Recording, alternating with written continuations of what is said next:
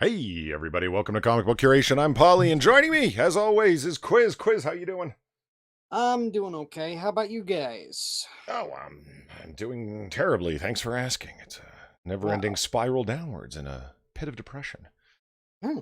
Meanwhile, joining us and rounding out our triumvirate of awesome is Jack from Bad Comic Reviews. Jack, how are you doing? Usual. Middle of the road. It varies by minute to minute. Like with my attention deficit, like the state sucks. Ooh, shiny things. Otherwise, how you guys been? This Is week this is something you a and the squirrels share? this is a bad week actually. Not for the IRL things that actually are bad, but I mean, it's there's a reason that the title of Dumpster Fires in DC Comics is quite apropos. Holy Christ, all the things are going on this week. I mean, I know we got a lot to gripe about in the comic book industry. We have since the COVID thing kicked in and the mask has fallen off and the industry's revealed for the House of Cards on fire that it has been for quite some time now. Yeah. But I mean, we got stories like Aubrey Sitterson. I didn't think I was going to hear that guy's name anytime soon, and then he pops up like a bad weed, right in the middle of this, because of course he did. Yeah, well, I mean, like a bad weed. he's like poison oak. You think it's gone, and then you're walking, and the next thing you know, it's itching funny somewhere. So the weed analogy is very appropriate. I don't like that Yes, dude. it is. He's he's a piece of shit, but we'll talk about him more shortly. he's a piece of shit, but why can't I don't understand. I'm so bad at this streaming thing. Why is it that the chat is correct in OBS and it's being embedded, but my chat is blank? Apparently nobody's talking. What the fuck? No, there's plenty of people talking. No, I can see them. I can see them in OBS embedded, but it's so small because the OBS screen is just like that. How do I refresh chat here, gentlemen? Well, hold on. Let's just refresh the whole screen, shall we? Let's I'm hope that. scared. You shouldn't need to. I mean, it's broadcasting correctly. Yeah, but I can't read anything anyone's saying. Look, dude, there's trade-offs in everything. What do you want? Did you not pop out a chat window? Yeah, that's the one that I'm saying is blank, the popped out one. Oh, really? That's where I got the URL to embed the chat. Meanwhile, other inside baseball things that aren't interesting to our viewers. Highlight it. So it's the window that you've got. F5. Well, or just hit the refresh little button at the top on my Or browser. we panic and run away. I panicked before we ever started. It's fine. Well, Okay, it's there we also- go. Okay. just shout all cops are bastards, and you can get a free TV and you won't get COVID. Oh, thank you, Manic. You get the Naked Ava Green. I don't know if you wanted a Naked Ava Green, but you get one for the big $80 donation. Oh, Manic's so generous. Oh my God, makes me feel bad that she didn't say anything for me to say. Like, We love you, Manic. we do love you, Manic. Well, I'm kind of left commentless after that. That's greatly appreciated, Manic, at a time when it's greatly needed. I sincerely appreciate that. I also have a Streamlabs. Thank you, Justin Hieronymus, for the donation. Stole $20 from a homeless veteran. Here's your cut. Thank you, Justin. It was probably stolen valor anyway. I won't worry about it. Yeah. Now let's see where it was probably stolen. Never trust a hobo. Let's just see who's all here. Obviously Manic's here, being her generous, awesome self. And you know what I was thinking of doing one stream? Manic reminded me of this. Probably more appropriate on Noir Bar later, but I want to go through like all the Otter fan art that people have sent me like over like the past year. Because there's a lot of it. Like Manic herself is got like 8 or 9 of them. Because I save all the Otter stuff that people send me because I find it funny. And Shady Grin was first. My apologies, man. Sorry about that. Let's see. Evolved Potato is here, of course. Evolved Potato's already putting our links up. Thanks, man. Greatly appreciated. And Becca's here, and Johnny Bon Sacco, and Deco. What's up, man? Assassin of the Gray. And take a pause because Ex Bubba Hotep donated $5. Thank you very much. Good evening, everyone. It's going to be listening in the car while I make a beer run. Ooh, Well, at least, jelly. yeah, at least you're drinking in the right direction. Don't drink on Yeah. the way home. Cops tend Yeah. not to like that. Well, thank you very much, man. Greatly apprecited. Hate Camel's here, and Aloysius Fudpacker, and holy fuck, all the regulars. This is great. Doug Rampant, and Zombie Teddy, and all the other people I missed. Quinn the Cultist asked a great question. I heard DC is dying. Is that true? Well, not dying, but it has suffered some good shower shivs. You know, it's Trimmed a lot of fat. yeah, yeah, Something Marvel should have done years ago. yeah. And number one, Nowhere, and James Colley. Everyone's here. This is great. Okay, yeah, that's one of the things that we're gonna talk about.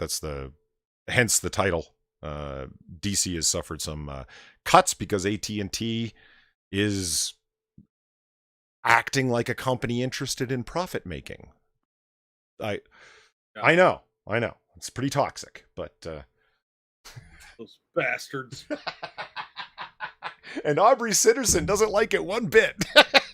Well, isn't he like a self-professed commie? Well, he's asking for a union, so seizing the means of comic book production. Mm-hmm. You know, Gonna chain himself to a printing press? 'Cause I'll laugh if he does. That'll turn into a Bugs Bunny cartoon real fast. The reactions that he got. Well, okay, we're talking like out of turn here, and we're getting ahead of the audience. They're like, "What the fuck are these guys talking about?" Well, yeah, we'll get there in a minute. I think I want to start off with something else that relates to large amounts of money and acting, profiteering, and so forth, and capitalism in general. And Inquisitor is to blame for this one. Fuck you, Quiz. Ooh. Um, Oh, okay. because he sent me a tweet, or well, sent Jack and myself a tweet in our mutual shared Twitter DM of some lady saying some dumb shit, which led me down a rabbit hole of her dumb shit. And holy fuck, guys. Let's just take a look here. I'll share the screen with y'all's first. I need Polly's doing stuff slowly on his potato music that I can hit. You know what I mean? Spanish Flea would work perfect. I pictured more like really stupid, played with a tuba circus music. Are you kidding? Come on, Spanish Flea.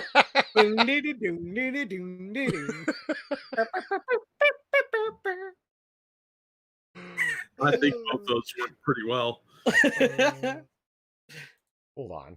Fuck, I thought didn't I fix this last time so it was like sharing properly? You just say that, but but you know how this works. It always fucks up, dude. I have to constantly adjust my shit every single time I do a fucking paint stream. Oh my god. That's not the right one. How is it that Sinatra does this so fucking perfectly? Well, because he's a professional. Let's go with that. He does it like every day. We do this once a week. Yeah. I like that explanation. It makes me sound less incompetent. Okay, there it is. There we go. Okay, now we're firing on all cylinders. Evolve says, but that music would play 90% of the stream. I'd be fine with that. There's just, dumbass tuba music playing the whole time. Everyone would know what's going on. They'd know what to expect. What's going on? Okay, so this is the tweet that Quiz sent to me, or to both of us. Rebecca Renner, and of course she's got a check mark. Batman could have fixed all what? 1 second. Thank you, Manic, for $40. No message. You are entirely too generous. I love you, Manic. Thank you. Yeah, Manic's just great. Batman could have fixed all the crime in Gotham City just by using his wealth to create a universal basic income. But he just had to go around beating people up instead. That's billionaire logic for you. It is. Hey, Elon Musk, do you run around beating people up? Dude, if Elon Musk hired a team of like vigilantes to fight crime, I think I'd probably be okay with that because he's like the Tony Stark of our era. He's our Nikola Tesla, however you pronounce it. Either way, I'd be cool with his sci-fi gadgetry, and I would probably try and join the team somehow. Can I be down? I want to be down. No. But you'll probably get stuck in the same janitor office I am. So, well, then you can just be Hong Kong Fooey, right? Oh, thank you, Manic, for the very generous donation. Much appreciated. You are so awesome. Tell It's me so about it. nice to us. I know. I know. Far beyond what we deserve, but if people gave us what we deserve, well, I'd have less. we'd have Be busting injuries. on the street. So anyway, her claim is this, and then basically this. Ralph with the Batman mask on. I'm helping. Right, that's what Batman's doing. He's not going after super criminals that the police can't handle because they are either super powered or literal gods or require somebody with Batman's intense will and resources and sense of fucking personal justice and one man war on crime and stuff. He's going after people that aren't your purse snatchers. Like Right? Well, even if he is going after like minor like drug dealers or something like that, he's still doing the work that the cops can't because the police are corrupt. That's part of the story of Amen. Gotham I is was gonna that say, yeah, like half the police force is corrupt. that's one thing I was gonna bring up is the fact that's one thing that we've inherited from Frank Miller that I think definitely aids a lot of Batman stories is the fact that in Batman Year One, he Yeah. wrote the fact that the police were 100% corrupt. Mhm. With before was it prior police commissioner Loeb Yeah. was his name? Yeah. Yeah. You took the words right out of my mouth. It's like, I don't want to be that guy where it's like, well, if you had read Batman Year One, it's more like Batman Year One is so good. Not just because of the art and the writing, but because it crystallizes a lot of ideas that have been floating around in Batman comics for years and made them all solid canon, like told them all as one story, right? The idea is that, yes, Gotham is extremely corrupt. So Year One tells the story of Batman making the decision to be a Caped Crusader instead of someone that was working through the system because the system was so unfixably corrupt in Gotham City that there was no way to do that. And that's why he makes friends with Gordon, who wasn't Commissioner Gordon yet. He was just James Gordon because the one righteous guy in the city that he could partner with to do this thing, Well, that's been addressed in every medium because in the 1989 movie, Eckhart was getting paid off by the Joker. In Batman Begins, they talk about the corruption. In the Gotham TV series, it's obvious that they're fighting the corruption. It's mentioned several times how Bullock was on the take and Gordon's a detective and trying to fight it. So this isn't just limited to the comics. It's across a lot of different mediums here. It's probably in the video games too, but there's payoffs and stuff like that going on. This is not new. Year One came out in what, 86, 87, somewhere in there? Yeah. So it's been adapted, and that was kind of crystallized in Year One, like you said, but it had been mentioned before that. Batman had fought corrupt cops in the 70s. There was a lot of periods of time where this has gone on. This is not new. So this is a very simplistic, ignorant take on Batman Yeah. that is doesn't require an actual A, but it does require like, did you even look at this? Yeah. Did you even take 10 seconds to say, I'm going to read the Wikipedia?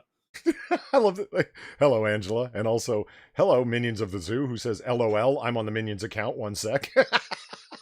Who is that? Shut up. That would be me. Is it?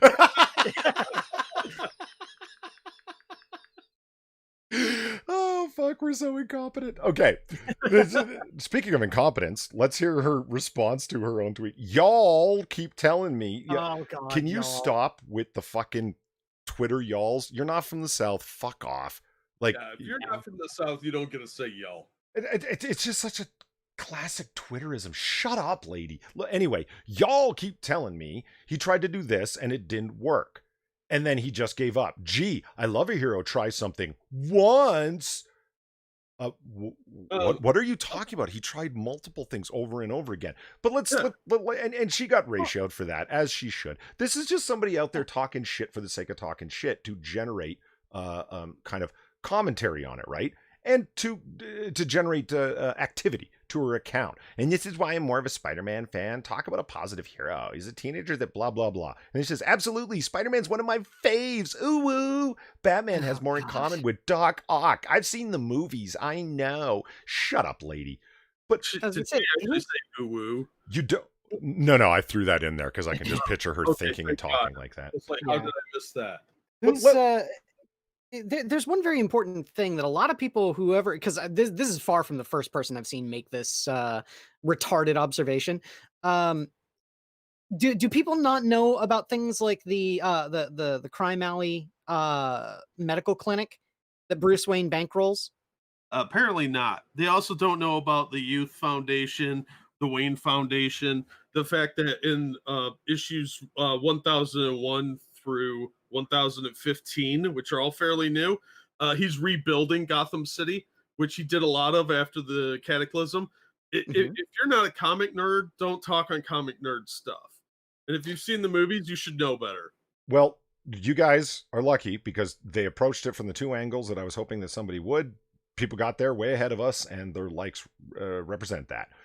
A lesson from all Batman media, TV, movies, comic books, and games. Bruce has literally built almost every school in Gotham, funded dozens of charities, took multiple orphans in, and taught them how to stand up for themselves. Tried to close down Arkham City because it was threatening the lives of millions of people, including criminals. He built hospitals and many other good deeds like that. He put on the cowl to give people hope that there is somebody out there that can help them as a symbol of fear to criminals in Gotham. Yes, Batman is a symbol. Every single media makes that clear. He's supposed to be the nightmare to criminals because they believe they can get away with anything in Gotham. That's the whole point. The bat is a symbol. And she didn't know that because Spidey's one of my faves. Ooh, ooh. But let's talk about the numbers because this is classic commie thinking if there ever was some. Why does he just give away all his money for universal basic income? Am I right? Well, as expected, you don't do math.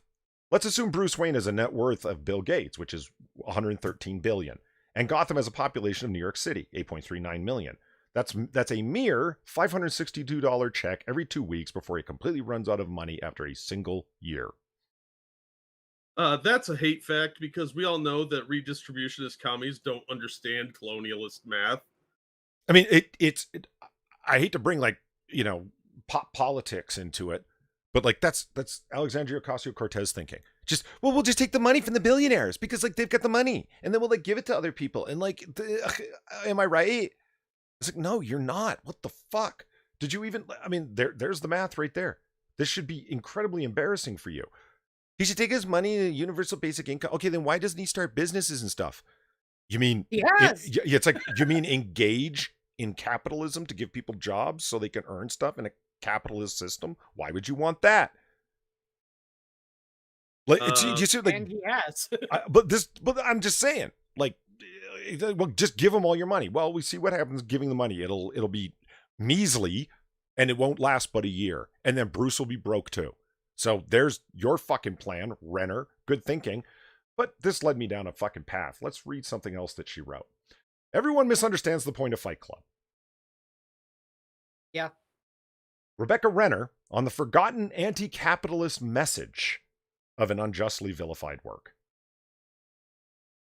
What? No, not anti-capitalist. No, it's not.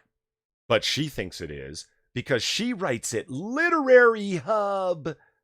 Oh man, well, that just means that yes, she's absolutely 100% right. People do misunderstand the point of Fight Club. Yeah, she's one of them. Yeah. Look, Well, anytime that's what I hate about sites like this. Sorry, Polly, I'm gonna interrupt you for a second.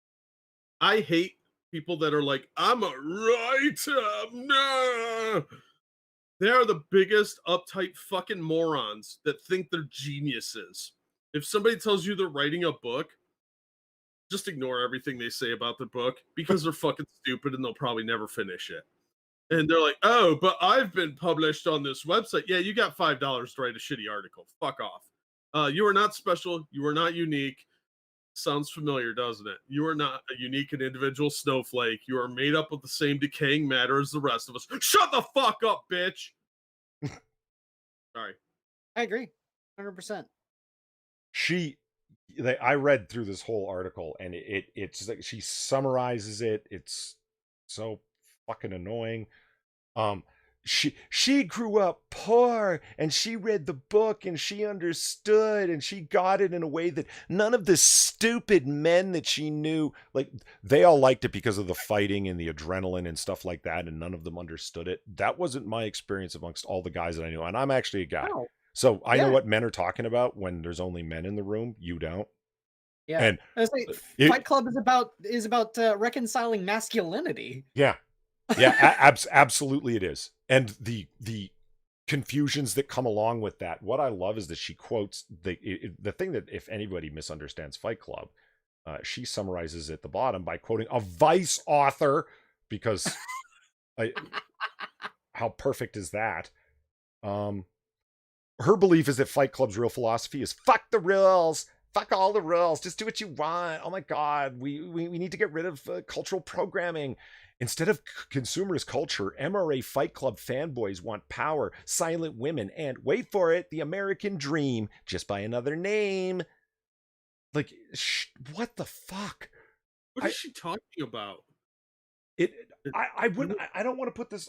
Like, I mean, you guys saw the title. You can go read the full thing for you. This is like It'll make me mad. it relates to comic books in that, like, I've read Chuck Palahniuk's two sequels, graphic novel sequels to Fight Club. They're both really really good. Um, Mhm. isn't it that the author should have some kind of sense of what he meant and didn't mean? Don't you think? No, it's totally not the author's work, Polly. Like It's not his place it to should. Rebecca mansplain. Renner is the one who should be telling. Like, you can't write like Chuck. If you could, I'd know who you are, other than a complainer on Twitter. And you Oh write no, for, she's being oppressed from the press because she's obviously better than him, and her beauty and artistic genius is going unrecognized. That's why she's bitter about this, because she thinks she's better than that. But she probably never read the book. She probably didn't even see the whole movie. She's just stupid. So Yeah. here it is. Pauline Doyle wrote for Vice.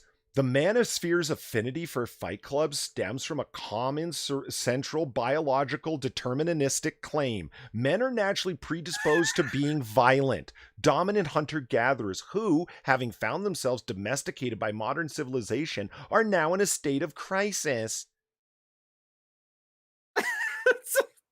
You sexist bitch. Yeah. I Look, got. Miss Sanders not sexist anymore, Polly. They're allowed to do that now. I mean, that is just out. The manosphere's affinity for Fight Club is a common central biologically deterministic claim. No, that's your claim. That's your claim. That's your claim. I know I keep repeating that, but like, honey, you can't have this absolutely contemptuous view of men biologically by their very nature, cast it on to somebody else you don't like, and say, see what these bad people are saying. No, just you're saying that. Yeah. Thank you, Evolved Potato, for the donation. I'll stop from smacking my mic, I promise. I'm pretty sure Fight Club was about coming out as gay. That might not have been in the movie. I've never read the book. No, it wasn't even about that in the movie.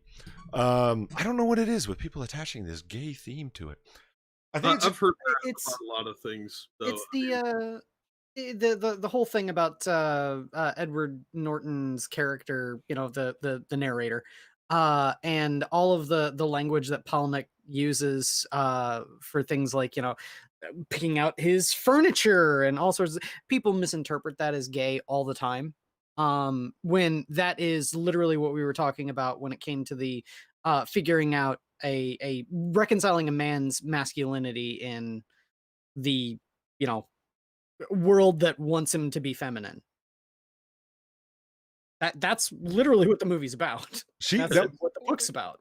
Keep in mind, she is under the impression that this is an anti-capitalist screed, right? So therefore, everything will be understood through that lens. Yeah. There was a gaping hole where, because she talks constantly about the American dream. There was a gaping hole where the American dream. I bet there is. Sorry. There was a gaping hole where the American dream was supposed to be. Well, my dad and I were eating $1 a box pasta for dinner in a house with almost no furniture. In school, I was studying American literature. The books we read, Great Gatsby, Death of a Salesman, said the dream was broken. It was in Fight Club that showed me that the dream was a lie in the first place, and the people who shilled for it were all selling something. Okay, you were lost if you thought the American dream was about the accumulation of things. The American dream is not about the accumulation of things. It's about self-determination. That's the whole point. The freedom to do stuff, to pursue your own self-interest, and the freedom that comes with capitalism, the idea of being able to own things. Like anti-capitalist, like you don't like capitalism? Really? Can I have your phone? Can I have your car? Are you going to let a bunch of bums sleep in your apartment? You're not, are you? because you like your own property. You like individual property rights. You are a capitalist. That's capitalism. You're thinking corporatism. You hate corporations that game the system for their own personal advantage. You want to fight against corporatism? Go ahead. But you keep using the word capitalism like you don't like personal property when I goddamn well know you do. Yeah. Because you would be calling the police if someone stole from you if they took your stuff. You wouldn't be thinking of it as a donation to the revolution. Like the people in the Chaz did. Do you see what I'm saying? Like people are Yes. mixing these ideas terribly. You want your fucking paycheck for writing, don't you? Because you're offering somebody a supposed skill that you have and you want to be paid for it. Well, yeah, your labor is worth something. Welcome to capitalism. And if you're not being paid what's right, you have the freedom to leave. The American dream is about self-determination and always has been. The whole point, like, I mean, the main character, Death of a Salesman, is that he feels locked, that he has no choices. That's what's so sad about his character. He's lamenting, I can't do anything. I can't go anywhere. That's not that he doesn't have stuff. But again, everything is anti-capitalism for her, so she sees everything through that lens. So I didn't understand why it seemed like I was the only one of my friends who loved it. Not only that, loving Fight Club made me weird. The only other people who liked it were guys. But most of them were just dazzled by the violence, the gross out motifs, or Brad Pitt's low body fat percentage. They thought that the story was about how men should... They thought how the story was about how men were able to take out their aggression whenever and however they wanted. To them, Fight Club wasn't anti-capitalist. Instead, they centered it on their entitlement. This, all you're doing is revealing your psychology, lady. Yeah. Men are interested in Brad Pitt's low body fat count. Like this wasn't, you noticed that. You're projecting. Look, I'm pretty sure all her guy friends that have seen this are gay men. Yeah, probably. I don't think anybody else would come up with half of the stuff she came up with. And the rest of it's just her fantasy that she interprets as that's how probably guys think. Quiz, you've seen Fight Club. Of course. Jack, you've seen Fight Club. Oh, yeah. Did not the scenes of the narrator, Jack as some people call him, like, did the scenes of him stuck in his cubicle at work and the freedom he felt being able to walk away from it, beating the hell out of himself in front of his boss, who was the absolute company man, like the chained in way that the narrator felt in his job. You never know when you're asleep or when you're awake, his nonstop insomnia because he's going through life numb and he's trying to satisfy his lack of fulfillment in life by doing what? Buying things. And it makes him feel empty.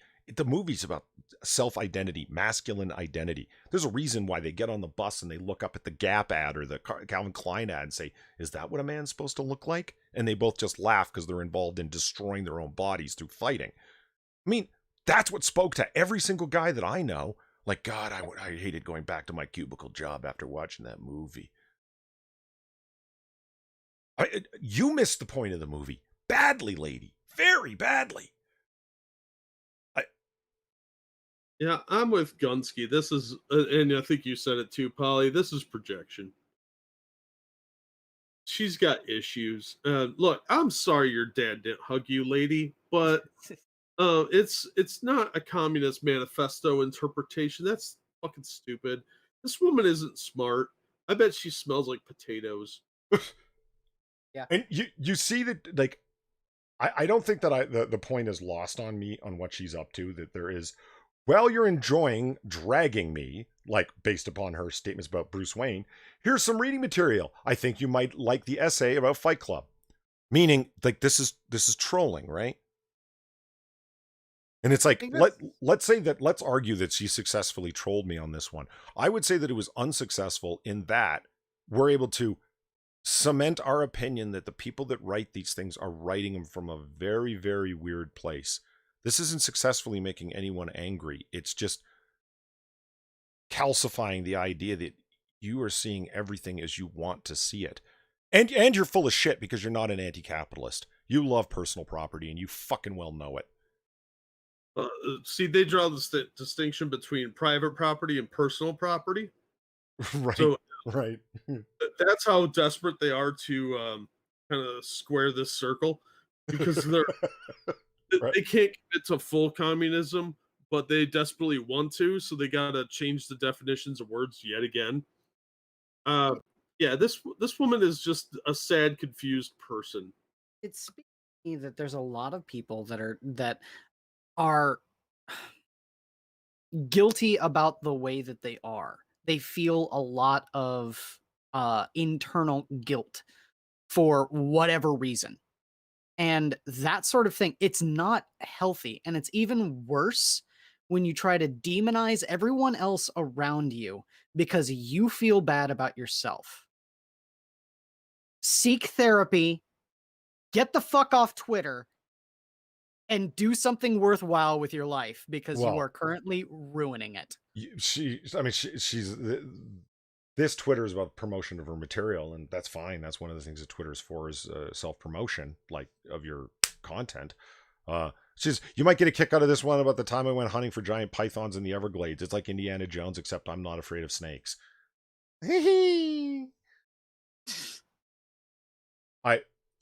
Whatever you say. She's a contributing writer at National Geographic, writing a book about alligators. I have other things written in Outside Magazine, Guardian, Paris Review. My pronouns are she and her. Who's surprised? Who's surprised the pronouns are there? Ho. Nobody. This is just yet another attention-seeking dipshit. Like, oh my god, Batman's like my dad because he went out to fight crime too and never came back with those cigarettes. Uh, these people have a lot of issues that they need to work through in therapy, not on the internet. Yes. There needs to be a system, a closed circuit intranet just for people like this to vent their nonsense, and nobody ever gets to see it, but they think that it's part of the actual internet.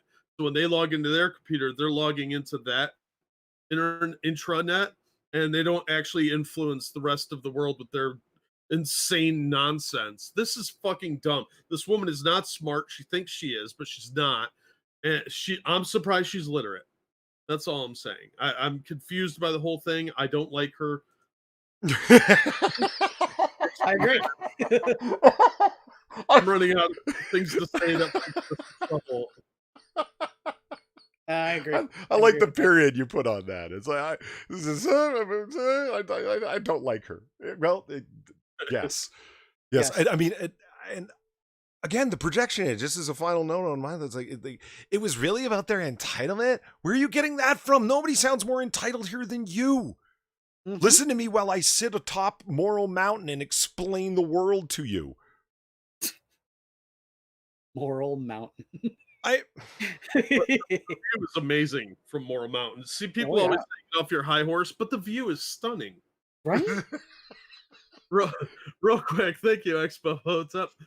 Well, I was grabbing some beer. There was a guy sleeping with a cup of change next to him. I didn't want it to tip over and go all over the parking lot, so here you go. Thanks, X. Nice. You just picked up the whole cup and took it? Good for you, man. Well, why else would it be there? I appreciate the donation. X Bubba Hotep has so many guitar cases. They all jingle with change. Right? Hey, all you need. How's it going? One thing I've decided, instead of doing stories that go one direction, like talking about things going on in one direction, we should like switch back and forth. It might be a little gear grinding, but at least, just variation is what I'm saying, right? Sure. Star Trek Lower Deck showrunner Mike McCann explains why the series doesn't have an international distributor. Okay, I can just give you the TLDR. I haven't even read this story. The answer is COVID. They don't have an international distributor because of COVID. I was going to go with because it wasn't good. Well, that is the reason. I'm talking about the reason he said. I didn't even know Lower Decks was a thing until it was advertised on YouTube, and I couldn't fucking skip the ad. Oh, man. And so you took Family Guy, Rick and Morty, and did Trek with it, huh? Huh. Yeah. Oh, my God. We had to turn something else people love into a joke because we're so original and edgy. Oh, yay. What's funny is you get caught in the spot of like, we talked about it amongst Trek nerds talk about it, where it's like, hey, live action's really expensive to do. I get that. Why don't you do an animated series? This is really, really not what we meant. No, you wanted like the original Star Trek animated series, not Thundercats Roar. Right. And this is all referential comedy. All of the jokes are Family Guy jokes, meaning like they're interchangeable. They're pericopes that can be put in anywhere at any time. It's just like that time Yeah, that yeah. I told a Family Guy joke. But instead of the humor from Family Guy being based just in pop culture and largely 80s pop culture, where all the boomers who write Family Guy grew up in, and that's all they fucking remember. At least it seems that way. All of the jokes for this are from the Star Trek universe, and then completely anachronistic things where they're referencing pop culture that makes no sense. Like, it's kind of cute when the genie in Aladdin will make references to things that are sort of like outside the world that Aladdin is in and from. But it's kind of like he's a genie, he's magic. It's sort of makes sense, and it's kind of fun in that way because he's so wacky. Why are these crewmen and lower ranking officers on this starship like cracking jokes about pop culture? It's like, wait, what? And like, it's dumb. It's pratfall comedy. I don't know if you guys watched. I've watched the episode. I'm like, this is so bad. Like I said, this is Rick and Morty and Family Guy smashed into Star Trek in a really unfortunate way. I haven't seen anybody other than some shill sites say this was good. And why would it's 500 years of the future? Why are they making referential jokes now? That makes no sense. Why is it not funny? Why does everybody look stupid?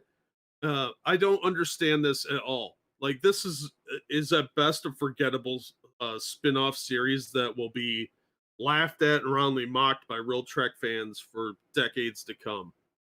I don't understand why they got to ruin everything. It's okay. J.J. Abrams' 3 Star Trek films, right?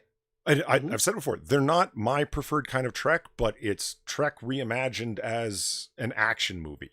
And it's not the best thing, but there's a lot of fun stuff there.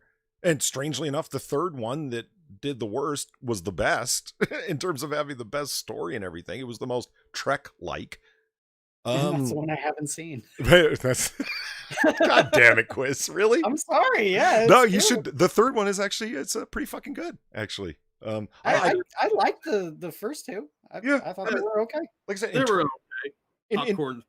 Exactly. In terms of mass consumption, global media, that's what you would have to do with Star Trek today. And J.J. Abrams, in that regard, yeah, it was good. That's fine. This is stupid. This is just fucking dumb. This is just like you guys said, it's Thundercats roar. I'm not opposed to different Trek. Like, I like what X Bubba Hotep just said. It looks so forgettable. I haven't even heard of it. Well, I hadn't heard of it until I think yesterday. So I'm serious. The reason that they can't wait, they made a third one. Oh no. Yeah, a lot of people never saw it. I never saw it because I was like, I didn't like the second one as much. It was predictable. So I didn't bother with the third one, but a lot of people didn't know that it ever was released. But this just looks like a crime against God and man for all the wrong reasons. The art style is just stupid and obnoxious. It doesn't look creative in any respect. It looks like everything else out right now. It looks like cheap, boring Flash animation. You know what I mean? Yeah, like it looks Rick and Morty, but it has the feel of cheap Flash with like the Thundercats roar, Family Guy effects and jokes. It's not original in any way. They could have made a serious show like they did with the original animated series and aimed it more toward younger people and made a toy line for it. And then you make a lot more money that way because you've got merchandising, you've got the syndication and restreaming and all that other stuff, and made it a much more valuable property. Instead, they do dick and fart jokes and it's boring and forgettable. And in 5 years, even the people that like it are going to hate it because it's going to be massively dated. There's nothing long term here. They're not investing in the IP. They're just creating trash for instant gratification. And this is boomer executive thinking, where it's like, what's really big right now? Oh, well, like the Family Guys and the Rick and Morty's like 5 years out of touch. Do you know what I mean? Like that's what's happening here. It's like, we got the Star Trek IP. We're going to do stuff with it. What are the kids liking?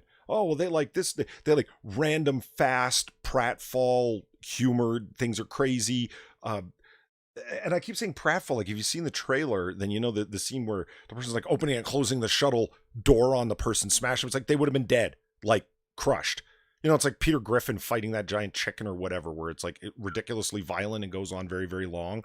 And it because it's a cartoon. Well, this is Star Trek, and you've put cartoon Wile E. Coyote level violence into Star Trek, and it's just, what is this doing here? It's Well, that's the total disregard for the IP. You have this great intellectual property that is beloved by millions of people around the world for generations, and you do this shit with it. That not only shows you're out of touch, it shows you don't value your own intellectual properties, and you're destroying it. This is how Star Wars got destroyed. You're doing the same thing. You're slowly degrading the love of the fans that were your diehard loyalists. They're slowly giving up on it, yeah. and they buy less merchandise. They go to less conventions. None now. And they But said they brought up the younger audience like you did, Jack. Okay, like for kids or whatever, and this is what they talked about. Like this is for kids. No, this is dumb. Like there's no yeah, adventure. There's no adventure in this. This is not aimed at it's still like kids. this shit. This is made for college students that smoke a lot of weed. Right. Yeah, it's This made for teenagers. yeah, this is replicating the humor again. I know we keep saying it, but of Family Guy and of Rick and Morty. That's the audience that it's meant to appeal to, but they keep talking about it's for kids. And of course they talk about how diverse the audience is, and this is like really the main character, and she's a woman of color and so forth. And it's like, yeah, but she's a prankster and a jokester who's constantly making the purple-haired beta white male back here look like an idiot because he's incompetent, can't do anything right. So one of these two has to come in and show him how to do stuff. Like it's this is not heroic or them going through adventures or figuring something out or something to remember. None of it's memorable. Try repeating any of the jokes because you're not going to. It's all just flash in your face, moving on, flash in your face, moving on, flash in your face, moving on. Fuck, whatever. Anyway, hey, Fire, what's going on? So let's go back to something that's going to make us angry. That was supposed to be. Oh, wait a minute. I forgot to mention before we move on to that. If any of you watch Midnight's Edge, the channel, which you should if you're interested in behind the scenes stuff and how this stuff plays out in terms of financing and executive decisions and all of these things, they do a good job of explaining, taking some really good guesses based on evidence why they can't get international distribution for this show. It's only available in the United States and Canada because no one will pay them for it. No, it's fucking terrible. Yeah, Netflix gave up on the Bad Robot stuff going on through CBS All Access. Nobody else wants to pick it up. No one else is willing to pay them for it. They thought it was going to be like, a nice little treasure trove, like it's Star Trek. It's a guaranteed money-making IP, so they paid Netflix paid a fuck ton of money for it. When it came to Picard, Netflix wouldn't pay for international distribution rights. Amazon had to step up and pay for it. And they're like, okay, well now we've got this other show. It's this animated show. And neither Amazon nor Netflix were willing to put up the money. They even lowered their asking fees. CBS even lowered the amount of money they're asking. They still refuse to pay them for it. What does that tell you? A lack of confidence in the product because of previous low ratings failures. Yeah, it's like Assassin said, it's too topical. It's in the now of the moment. In a few years, it'll be completely dated, and that doesn't create value. When my brother was in the Philippines a few years ago, he was watching Thundercats repeats and G.I. Joe repeats. Shows from the 80s are still being syndicated overseas because there's money in that. You're right. You're not wrong, because I'm watching G.I. Joe on Hasbro's YouTube channel that's on a constant live stream and loving it. Yeah. That show holds the fuck up because it's got a story and adventure and fun, and sure, it's got its campy elements, but it's all enjoyable.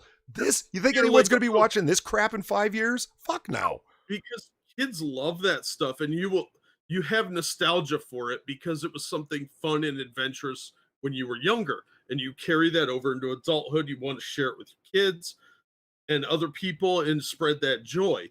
They don't understand that. So they're creating things that exist only in the moment. It's too transitory and it's too of the current moment. So it doesn't hold up over time. That's why a lot of these shows decline so quickly, and they don't seem to grasp that. And I don't understand why, because they've got these great intellectual properties, and like they could do an entire series just about red-shirted away teams and make it cool and adventurous. and it would be awesome, and I'd totally watch it. But instead they turn this shit out. And Yeah. they take the notion of lower decks, which comes from like a TNG episode where it's like we're always focused on the bridge crew, the senior officers, basically. What about the people that are down on like deck 36? What are they up to? And that's what that whole episode Lower Decks was about, was them dealing with the senior officers at a distance, and it was focused on crewmen and ensigns. And it was actually a really interesting idea. Why not do that and make them stories instead of like stupid fart joke pratfall humor with like poop flying everywhere? And one of the jokes inside of it, it's like a joke that people tell as like we're all going to laugh, like the holodecks, for example, right? They have to clean up leftover holodeck residue. That's one of the things on their to-do list. That's a poop joke. Yeah, because you go on, for those you don't know, like if you go on a holodeck, it's like an entirely holographic fake light and force field construct. So if you go in there and you take a dump, when you leave, the whole construct falls apart, but your dump is still going to be left there. And they get the job to go clean it up. That's the level of humor this show's on. That's supposed to be a joke with friends when you're drinking, not something to make a fucking show out of. I would think that they would have standard practices, man. You know, say you can't sanitize the holo deck. You got to go outside for that shit. Pause your fucking holo movie, go and take a shit, and come back. I just assumed it had a bathroom built into it, and it would just direct you to that section of the holodeck. Yeah. Here's the thing, right? You keep on bringing up Family Guy and Rick and Morty in particular. The series was created by a guy named Mike McCann. All right. Yes. I went on to his IMDb. Guess what else he wrote 15 episodes of? Rick and Morty. Rick and Morty. I knew it. You've correctly ascertained the fact that the guy that created the show was also a writer for Rick and Morty. I didn't even know that. Oh, God. My Trek. What are you doing to my Trek? All right, anyway, let's move on. Fuck.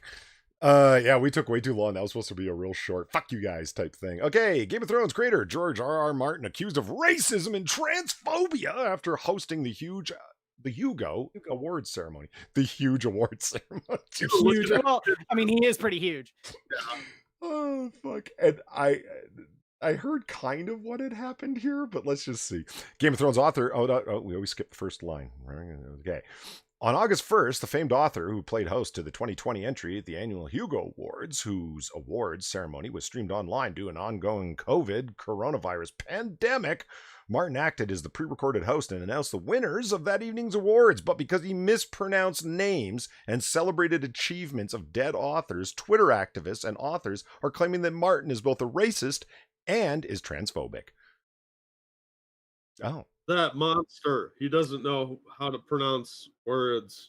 Crazy Rich Asians actor Calvin Wong took to Twitter to write, "No more George R.R. Martin. Society has progressed past the need for George R.R. Martin." Wow, that's darkly dystopian. The world has gone past the need for you. To the chamber. He added in a subsequent tweet, praising a fascist and mispronouncing the names of the black and brown nominees of the award ceremony he pre-recorded is an unacceptable failure. Praising what fascist did he praise? Well, did he say something about Trump? I'm just guessing. I don't know. One writer, Natalie Lures, wrote a blog post. I might be a racist because I might have just mispronounced her name. Okay, just Lures.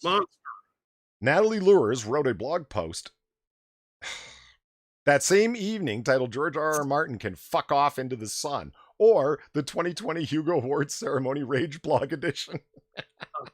These people are so jealous and thirsty for success. It's sad. If they spent half the time working on their craft, they would be good writers. But they don't. They spend all this time just whining and bitching. Why am I not as respected? I'm not a bigot, racist, fascist, transphobe like he is. Maybe your writing's boring, honey. I'm sorry, okay? Call your dad. Maybe he'll help you with the draft after he gets back with those cigarettes. George R.R. Martin repeatedly mispronounced the names of nominees, and in one case, the publication which was nominated. All the nominees were asked to provide pronunciations for their names in advance. She went on to say the fact that Martin chose not to use that information is disgusting and racist as fuck. As nearly without exception, the names he mispronounced were Black and Brown, and she capitalized Black and not Brown. She's woke AF. Mm-hmm. As nearly without exception. Let me guess. There was some white guy's name he mispronounced too, and that's why you wrote it that way. Because the guy just fucks up all the time with saying people's names, and you're trying to make a big deal out of it because E-Fame is life. And yeah. BG just said he fucked up white names as well. Yeah. Yeah. So E-Fame so is he's life. just not good at pronunciation. So what? Lots of people aren't. Don't have a complicated, stupid fucking name, okay? Change your name to Smith, and then he'll get it right. How's that? Okay. Lures also accused Zealand. Con Zealand. Con Zealand. Is that who hosted it or whatever? Like, okay. Lures also accused Con Zealand of transphobia writing. Quote, there was also a whole segment about the Oscar statuette and its crotch. It was gender essentialist and transphobic. It was so gross, I don't even want to talk about it, to be honest. What are you talking about? What the fuck? What the fuck is gender essentialist? I can explain this. Somebody made a joke about the Oscar not having any junk, probably. Like a Ken doll kind of joke. Uh-huh. I'm betting that's what it was, and they twisted it into some crazy batshit lunacy. Well, you know what? Maybe George R.R. Martin needs... Well, see, you and George R.R. Martin need to be filled in on something, okay? Not all men have penises. Yeah, that's very true. You need to educate yourself because it's not their job to explain whatever made-up nonsense they're upset about. Yeah, they don't need to enact that labor for you. Whatever any of that means, I don't know because they don't tell you. So you'll never find out because I don't care enough to look it up because it's fucking dumb. Author and like the guy's 71, he's an old man. Yeah. And Expo Mahotep is like, I'm so confused. Probably about the same way that George R.R. Martin felt trying to read all the names. He's just like, I don't know. I'm old. I don't have time to learn this. I gotta get around to maybe finishing that last book I've been putting off. You know what I'm willing to bet? I probably couldn't pronounce half the place names in his made-up fictional realm either. Yeah. He probably can't. Are you trying to be Ice Cube there, Polly? What do you mean? It's either Ice Cube or Ice Tea. Hold on. It's one of the drink people. Yeah. Kool-Aid Man. In the meantime, author Andrew Slind added his own thoughts on Twitter, writing, it's absolutely killing me today that some of the best authors I know are made to feel marginalized and unworthy again at the Hugos. He concluded by exclaiming, fuck you, George R.R. Martin, and fuck you, WorldCon, for allowing that. Fuck. For allowing what? Like, he mispronounced some names. Get over to yourselves, you arrogant fuckers. It was Ice-T. And what it was that he he narrated for Audible, I think, a D&D book. Oh God. Oh. And there's some amazing quotes in it, like this guy's got a talking sword. It's definitely far from where I grew up. What? It's just Ice-T talking about it. That's that explains something. Look, these people are insane, and they're obviously bitter and jealous because maybe they didn't get the award that they feel they deserve because they're special little snowflakes. And if you hold up your index finger and then take your other index finger and swing it around it, because it's me, the world. I was going to say, Evolved Potato asked what the Hugo Awards are again. It's Science Fiction Fantasy Awards, right? Isn't it? Yeah. Yeah. Science Fiction Fantasy Novel Awards. Yeah. There's a bit, I fell into a terrifying plot hole in Twitter, which I'm calling it a plot hole because it's a void that sucks you in and doesn't let you out for like an hour. And you don't realize the time's gone. But there's an entire section of sci-fi where it's called Afrofuturism. Mm-hmm. Yeah. For sure. And Do not look at the Afrofuturism Twitter sphere because they're just really angry at white people. Oh yeah. I think that's what some of this is they're upset because he mispronounced the name. So obviously that's why they didn't win the award. They're entitled to it. They're special, unique snowflakes, and they deserve awards and praise. Damn it. Yeah. But what if they did win the award? Because that's not something this article or the people complaining about it go into. Well, I mean, I think you guys said it previously, right? Like, there's a lot of jealousy involved. It's George R. R. Martin. You will never be as successful as that guy has been. Very few people ever will be. And so just attack the big badass on the block, right? Like, this guy's there. He's a white man. He said something that I can turn into like the most outrageous. Like, you would have thought that he came out on stage in blackface and et cetera, et cetera, et cetera, or something. He mispronounced some names. That's it. Yeah, that's how they interpret it though. Is he's got blackface on, singing "Mammy" with jazz hands. I mean, this is just so far gone. And then somebody actually, oh, hey, Ebony Williams, how's it going? Good to have you here. Somebody filed a code of conduct complaint. Of course they did, because they can get him booted out of the Science Fiction Writers Association for that, the Writers Guild, all these other things. So this is petty, jealous bullshit disguised as uh, racial or transphobic activism. It's just jealousy. That's all these people are. Is they're bitter and angry because they don't get the accolades they think they deserve from like their writers group gives them or whatever nonsense they're doing.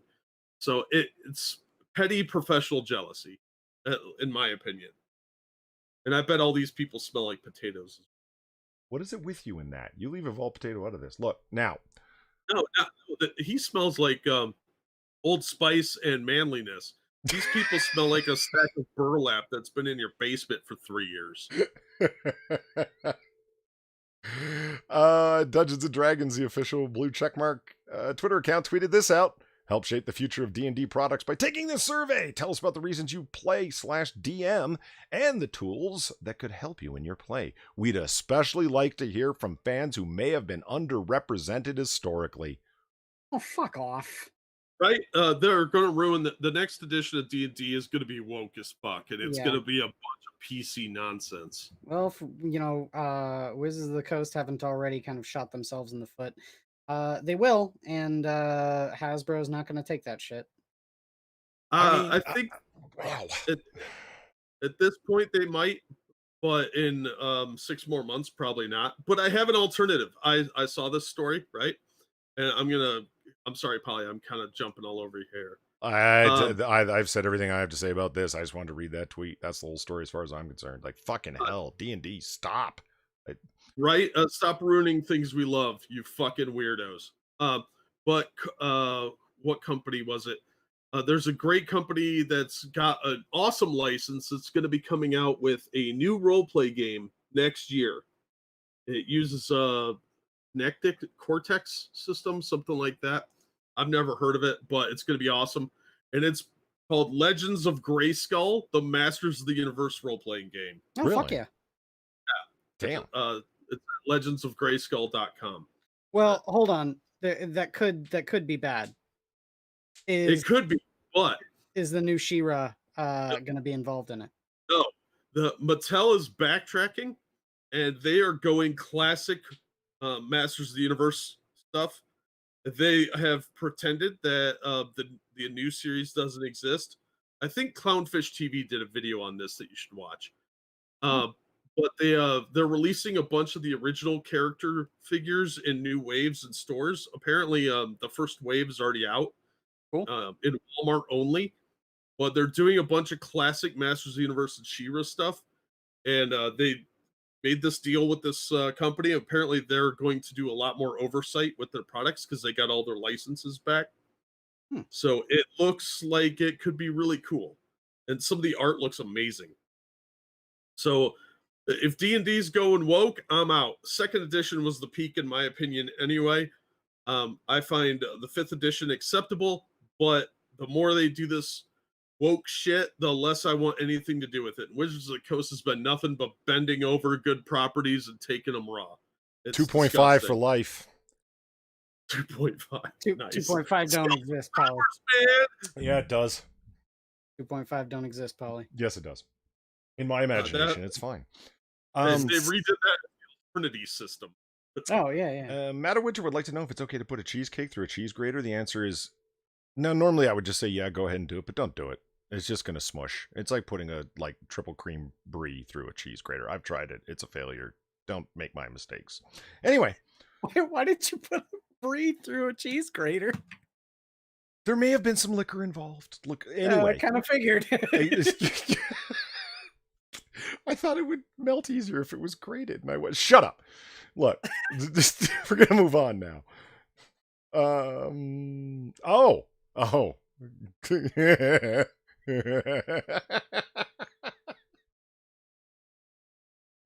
Now, this one. Yes. Hold on. Please, hold on. Listen. There it is in all of its glory. Look at it. Soak it in. Oh, can't make me. You will gaze upon it. I don't want to. Rooster Teeth, you were awful. You were relevant for a small period of 2 years in the early 2000s when you did a machinima of Halo. Cease all operations. You are terrible. Oh, well, they got all those layoffs, so they're probably going to.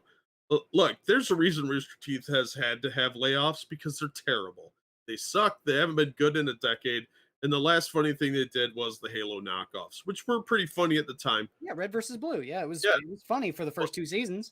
They haven't been good since because all those people are probably long gone and they are infested with the SJW-isms. Yeah. For those of you who don't know, this is the Rooster Teeth variant cover for Wonder Woman 1984.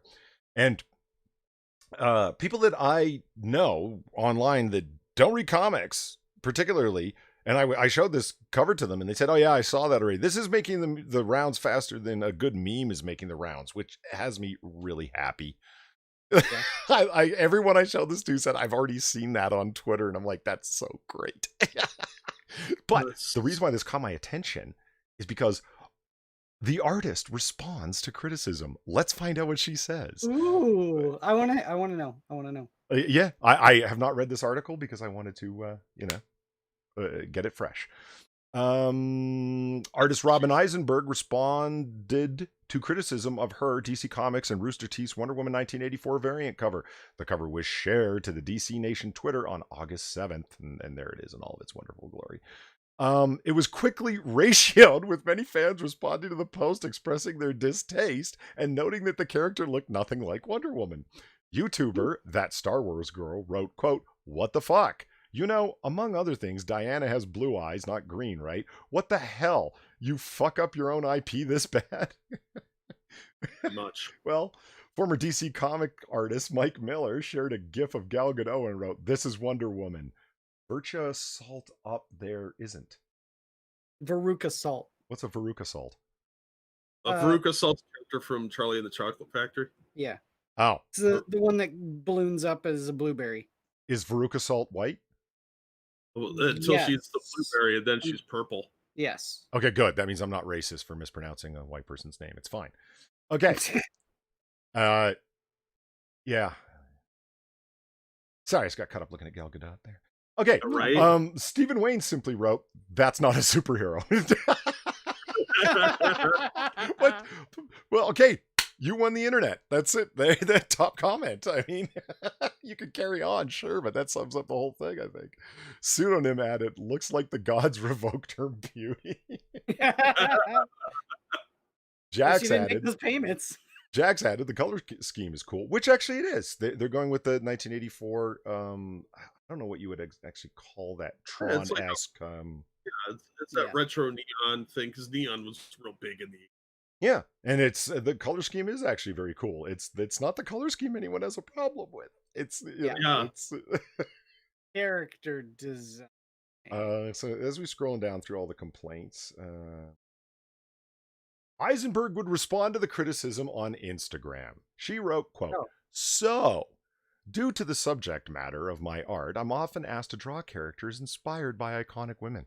Recently, I was asked to create a piece inspired by Wonder Woman in my own style for an upcoming one-off artist collab." She went on to detail that the character had been seen on the variant cover is not supposed to be Wonder Woman, but an alien character wearing a Wonder Woman shirt. Uh-huh. That explains why it's hideously disproportioned. I Right. wonder what the gravity on Why that. is she wearing blue bottoms and a tiara I- like Wonder Woman? yeah, it's just a coincidence, man. She explained, Oh. quote, "I love drawing aliens with realistic body type." Wait, hold on. Hold on. Never That's seen a woman Let's realistic. with eyes just like that, boobs that That's small. realistic, guys. that is realistic. Like, I understand women and men coming and everyone in between. I don't mean to be transphobic or cis normative, I guess would be the correct description. Whatever, fuck the internet. But this is just what the hell, lady. It's like she had a friend from when she was a kid, and her mom looked like that, and her life was changed by that mom, and so she wanted to draw that mom because Mhm. those are totally mom genes and a mom's realistic body type. She says, "I love drawing aliens with realistic body types, living their lives, comfortable with themselves. So I drew an alien character with a realistic body, wearing a more everyday version of the Wonder Woman outfit." How Oh. is that? How is that a an alien? She's just a person, but purple. Oh yeah, not Well, just the T-shirt, but I didn't notice till right now. Also has the gauntlets on. So Yeah. yeah, maybe the alien's hiding in those giant thighs. Well, I don't know what's going on here, but if that's supposed to be realistic, she needs to go back to anatomy class. yeah. What the problem is that you're right. It's just like anatomically, it's all fucked up. Isabel pointed out her waist is in the wrong place. Exactly. Like I just imagine a skeleton in there. Ugh. Like that's more disproportionate than a fucking a '90s artist would have made a hypersexualized woman. Rob Liefeld looks more realistic than that when he draws. Eisenberg continued rather. DC decided they wanted to use this piece for a variant cover in addition to the collab. I didn't realize that featuring a Wonder Woman inspired character with a realistic body type would be controversial. Apparently it is. Realistic. You keep saying that. Yeah. Yeah, I don't think those words mean what you think they mean because that doesn't look realistic in any world ever. No human being, even an alien, looks like that I've ever seen. Like when you watch videos about alien witness accounts, they either look like tall, skinny Nordic people, or they look like little gray guys with giant heads and bug eyes. They don't look like Captain Thunder thighs there. I mean, wow, Jesus, thunder. Like that's like all of Zeus's power in her thighs. Jesus Christ, look at that. I mean, it's her one thigh is as wide as her shoulders are. Come on, Wider. realistic. Wider. Why didn't they just if you want to draw somebody that's body positive or whatever, commit to the bit and give her some boobs, like make her look more proportionately correct. The symmetry's totally off. Those thighs are weird looking compared to the arms. It doesn't make any visual sense at all. This is terrible art. Just accept that you made a bad piece of art, say you're sorry, and move on with your goddamn life, you fucking pussies. Well, let's hear the Sorry. remainder of her commentary here. Let's just pile through it to get over it. The DC Nation posted this cover on Twitter, and it was immediately met with hundreds of comments hating on her body style. No, hating on your art, as well as the non-traditional art style, and on me personally. I don't think you personally, I think just your art again. She wrote, "I Yeah. think one Yeah. of the reasons I was asked to do this is that I'm not a traditional comic book artist, so I would present something from a different perspective." She concluded, "The fact that this was so controversial, it's not controversial. People are just saying your shit sucks. Just makes me want to continue to draw diverse body types and create more art that people can hopefully see themselves in. If anyone sees themselves in this, I I'm sorry. yeah, yeah, right. Thank you. I'm sorry. Strength and Is it beauty can come in lots of awesome forms. I don't think form negates the others. I don't think one form negates the others. These are my thoughts." Oh Wow. God, shut up, you self-righteous piece of shit. Isn't this the same crap that the Dynamite was getting canceled over? With alternate covers that weren't good because of that Star Wars girl did a cover with Vampirella, and then that Cecil guy did something with I don't care what, and Van Sciver did something, and they canceled all those books. Yeah. Isn't that basically what this is, except nobody wants this pulled from the shelves. They're just mocking it Yeah. and Yeah. saying you suck. And she's like, it's okay to be different, except when other people did it, it had to be destroyed. And this is just you have to accept it or you're a bigot, istophobe, or whatever. This is fucking hypocrisy bullshit. The art sucks. Just accept you did something people didn't like. Move on with your fucking day. Stop trying to justify it because your feelings are hurt. Just do better next time. Try harder. Maybe don't try and make gigundous thighs that are thicker than the torso. Yeah, I would like to That's see all. her other art if this is an ongoing style or she actually just like broke loose and tried something weird here. I want to know if this is a failed experiment or a continued style on her part. I have no idea. And What's her name? possibly the I'll look most it up.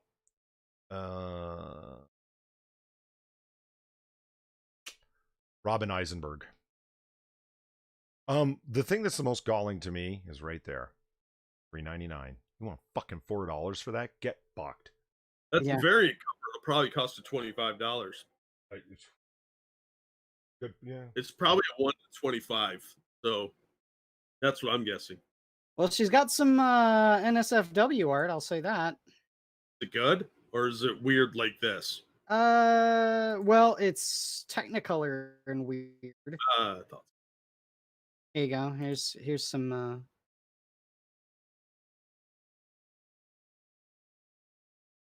Here. Son of a bitch. Do I need some it's tuba music? broken. Hold on. Give me a second. I mean, I'm not gonna scroll down here, but this is another one. This isn't terribly rendered. The body's a little bit more believable, although still thick. Yeah, see, this is much better art. It's got a more European look to it. The colors are real bright; they pop. It's much better than the other one. Why didn't she do something in this style? Like, yeah, chick's a little thicker, but so what? This is actually a little more realistic. I've met women like this. Sure. She got some stretch marks there too. Look at I assume that was sweat. that. It looks like stretch marks to me. It's a long walk to the fridge. Like I said, I'm not going to scroll down because when I instantly Googled it, I saw boobies everywhere. Oh, so she can draw boobs. So she's got no excuse. Oh yeah, no, like straight up, it was straight up erotica. People don't virtue signals. Suck it up. She's got more talent than she's letting on. So why didn't she do a more traditional image? Because she wanted a virtue signal. This is a bunch of bullshit. She's upset that her virtue signal didn't go well and that she's getting blowback for it. Fuck this. Are you sure that's what happened? I wouldn't agree with that. I think that she did a piece of art, the whatever, right? And then it didn't go well and she was being made fun of, so ran to a victim and pulled the victim card. Yes. Yeah, I was trying to draw realistic body types and you're shaming. I'm surprised she didn't bring up sexism 35 times. You probably will. Give it more time. Well, I found another one. This is a little bit more indicative of and one that I can actually show because there's not explicit nudity. But there you go. How about that? That's At least that's one. more correct, I guess. I Compared mean, to the us. It's a cartoon style, but still really ugh. Yeah, the person looks awful. The cat looks kind of good, or whatever that thing is. I don't know. It just begs the question why you fucking like. Wait a minute. You went and hired this person?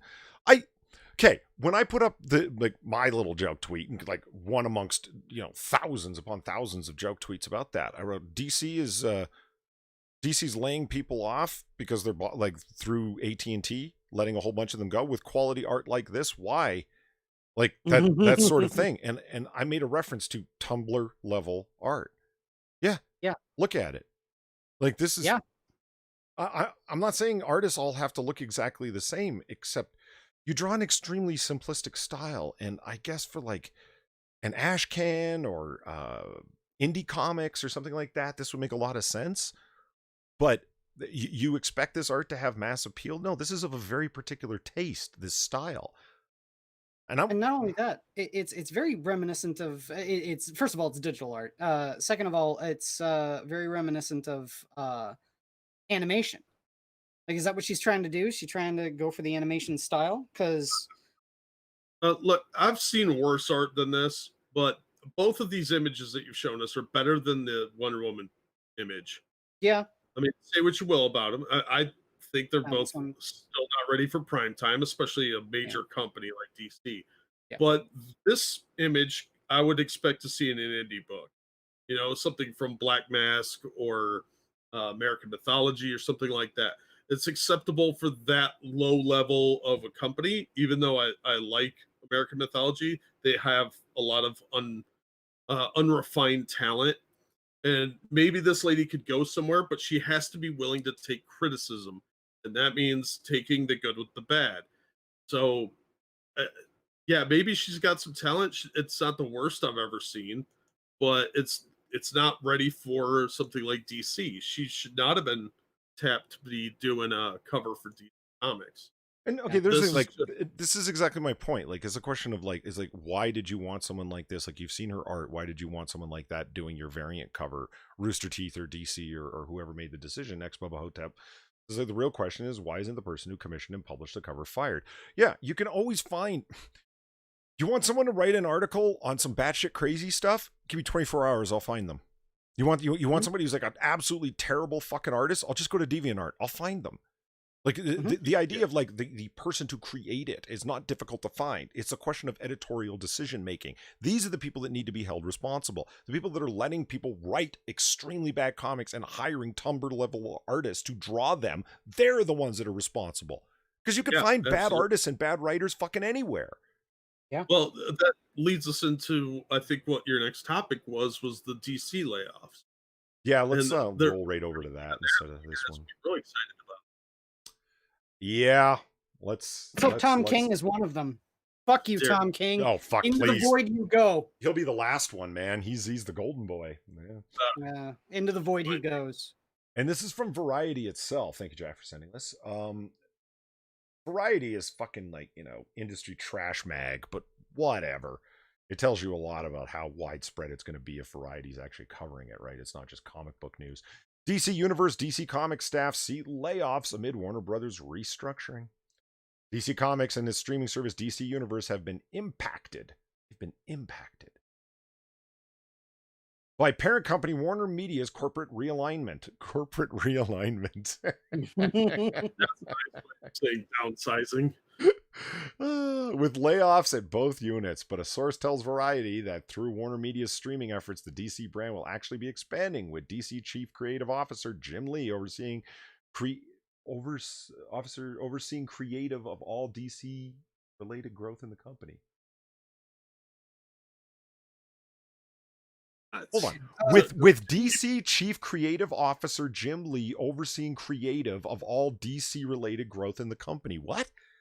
That's terrible, terrible language. But was that Jim Lee's original job title? Was no, chief creative officer? he might have been at one point, but yeah, he's being sidelined from publisher back to chief creative officer, which I think suits his talents better Yeah. because he is an artist. He's not really a publisher, so Well, Wildstorm wouldn't have been bought out by DC if he was a great publisher. yeah, very true. Hmm.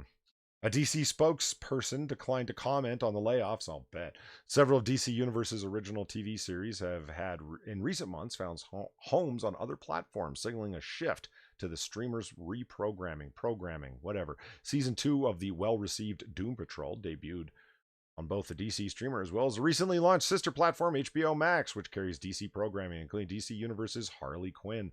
See what I mean about just shill? Like, this is the Yeah. rest of this is just in early July, Stargirl was renewed as part of the DC. Like, this is just talking about DC stuff. Like, here's all the stuff that they're doing. Yeah. Very puffy. Yeah. Yeah. Uh, It's um, hyper I don't shill remember. mag.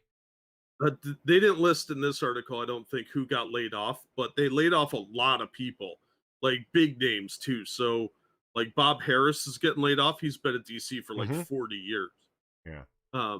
Got laid off, and they got rid of Brian Cunningham, who's the group editor on the Batman books, Tom King. and no, they didn't get rid of him. These were all Very, executives. Yeah, But here's one of here's the list of all the people oh, they got that have been okay. axed.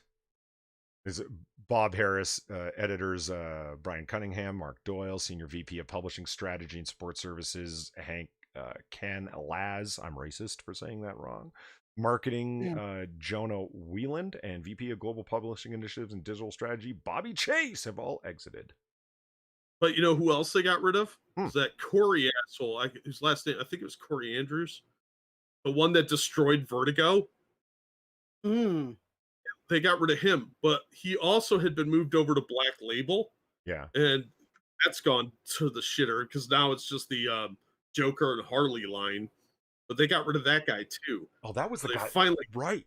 Fuck, that was the guy who brought on the Really idiots cool. that put together Border Town, both of them. Yeah. hired Hired Bond villain and the guy who sent the picture Quinn, of his asshole to Van Sciver. you guys, Yeah. Robbie Rodriguez, and the guy that was accused of being a sex pest, and Zoe Quinn and some of the Yeah. others. I was gonna say, let's not forget good old the Joker. He killed more people than the Joker. Zoe Quinn. Yes. Oh, guys, look. Uh, Fresh Prince of Bel-Air drama reboot in the works. I've never been so excited. Oh, shit. This is not comic book related, but it's so ridiculous it might as well be in a cartoony comic book. You know, they're rebooting Who's the Boss, right? Is Tony Danza gonna be in it? Yeah, Alyssa Milano and Tony Danza are coming back for a Who's the Boss reboot. Ah! Oh, the creative bankruptcy. Oh my god. It's Who's anyway. asking for a for a Who's the Boss reboot? Like, I like Tony Danza just fine. Like he was always fun in everything he was in, I guess. I never really watched Who's the Boss. I saw a couple episodes on a nostalgia rerun channel, but Alyssa Milano, like, wow, I guess that whole career of activism isn't really panning out for you. Anyway. Mm-hmm. The Asian Research Directorate, I know I butchered that, corrected me, it was Andy Corey, Okay. the one that ruined Vertigo and Black Label. In a closely related story, AT&T looking to sell Crunchyroll for $1.5 billion. I know all you weebs will be interested in this. It's okay, I don't judge you for your degeneracy. A new report details that AT... What? Why would they want to sell Crunchyroll? They need money, yo! Well, Crunchyroll's making the money. They can make more money by selling it off, I guess. I don't know. They're doing a lot of downsizing at AT&T because of all these, because of the COVID's ruining everybody's finances. A new report details that I always forget to skip the first line. The report comes from The Information, who cite 3 people familiar with the situation. What are you, the New York Times? The Information is the same outlet that had previously reported that AT&T and Warner Media were having discussions about selling Crunchyroll back in May.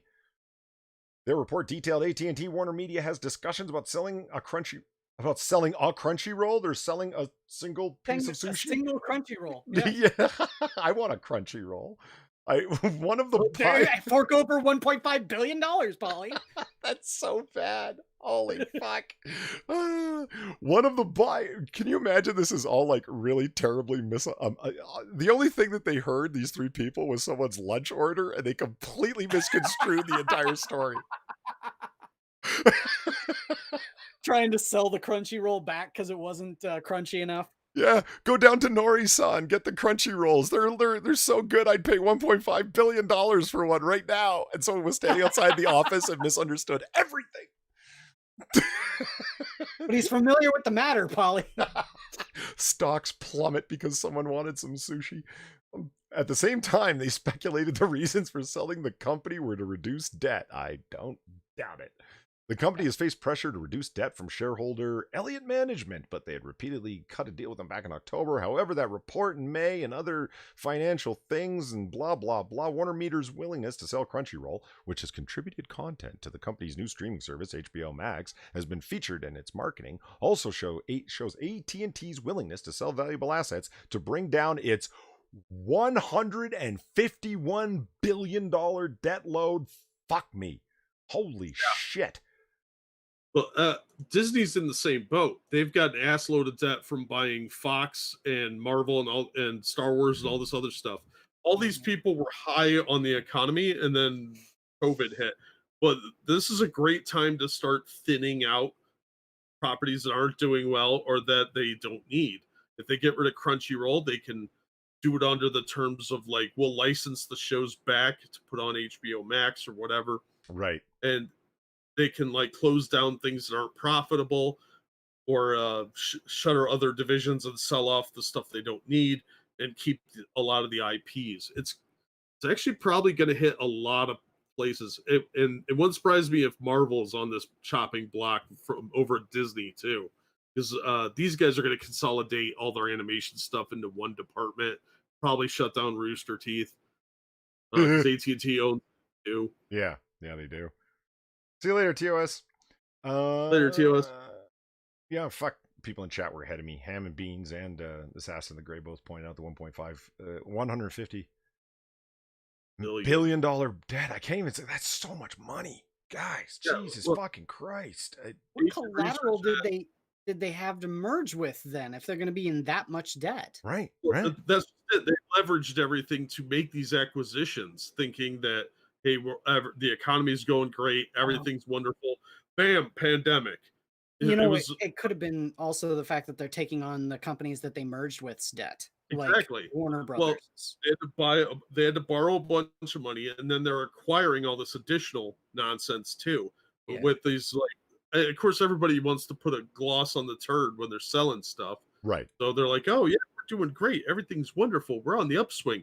No, the behind the scenes, the dumpster's on fire and the building's full of rats. So all This is kinds of problems, excuse me. This is reminding me so much of the Enron downfall. right? If you want a really interesting read, The Smartest Guys in the Room, or the documentary of the same name by the people who wrote the book, it's a fascinating story of how could a company that big that owned that many things and was producing that many, like, we're going to produce this new energy company, we're going to start this power plant in Kabul, India, we're going to do this, we're going to do that, and they're building stuff all over, and like, how could this company possibly fall in on itself? Because of a lot of the things you were just describing, overvaluating stuff just to keep the stock price up, because that's what Yeah, the whole point of the company is, right? So we need to purchase more and more things because that, oh well, they're active in the industry, and that will keep the stock price high and will keep the value, the estimation of the stock's valuation from investor experts high. And as soon as it starts to drop, the whole thing just falls in on itself because of debt. I mean, I smell Enron. yeah. Well, look Oof. at Disney. I mean, they paid $4 billion for Star Wars, and they just shit all over that. And it's probably worth a third of that to begin with. So it doesn't surprise me that these people over leverage themselves, and they weren't prepared for a disaster in any respect.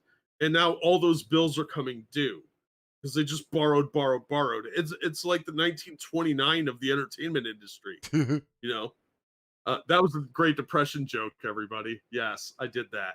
Um, but yeah, Couldn't happen to a bunch of nicer people either. yeah. A lot of these mistakes are their own fault. So yeah, I mean, we're seeing a lot of shakeups going on, and I don't think we're anywhere near done Oh because, no. especially with the lockdowns, keeping people from going to movie theaters. In most states, that a lot of that stuff's still shut down or highly limited. Mhm. So Disney's going to be screwed because their main money makers, the parks, and those are closed down around the world. So they're bleeding money like crazy. AT&T is no different. They've got their own set of problems, and they're going to shutter a lot of divisions. That's why the DC layoffs didn't really surprise anyone.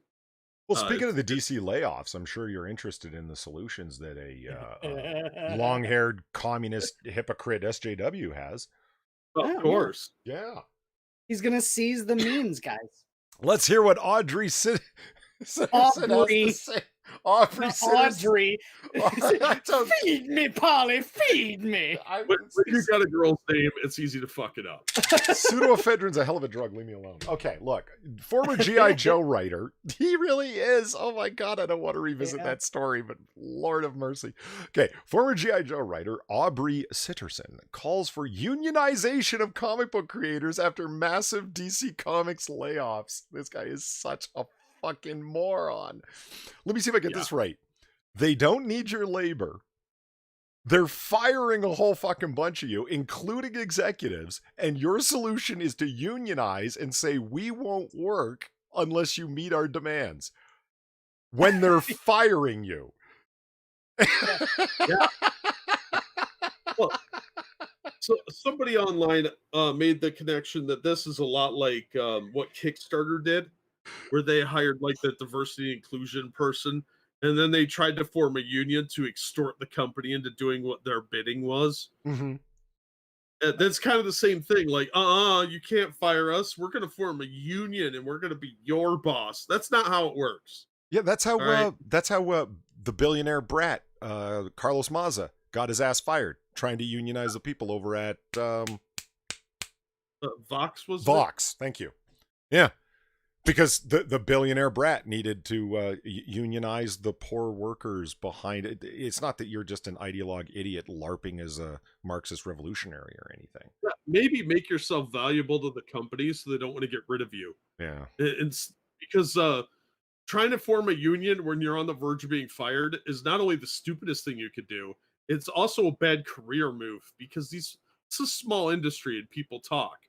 And What there's a lot of people looking to get rid of these clowns. what Well, is it with people and their lack of understanding of basic economic theory? Like this has come up several times.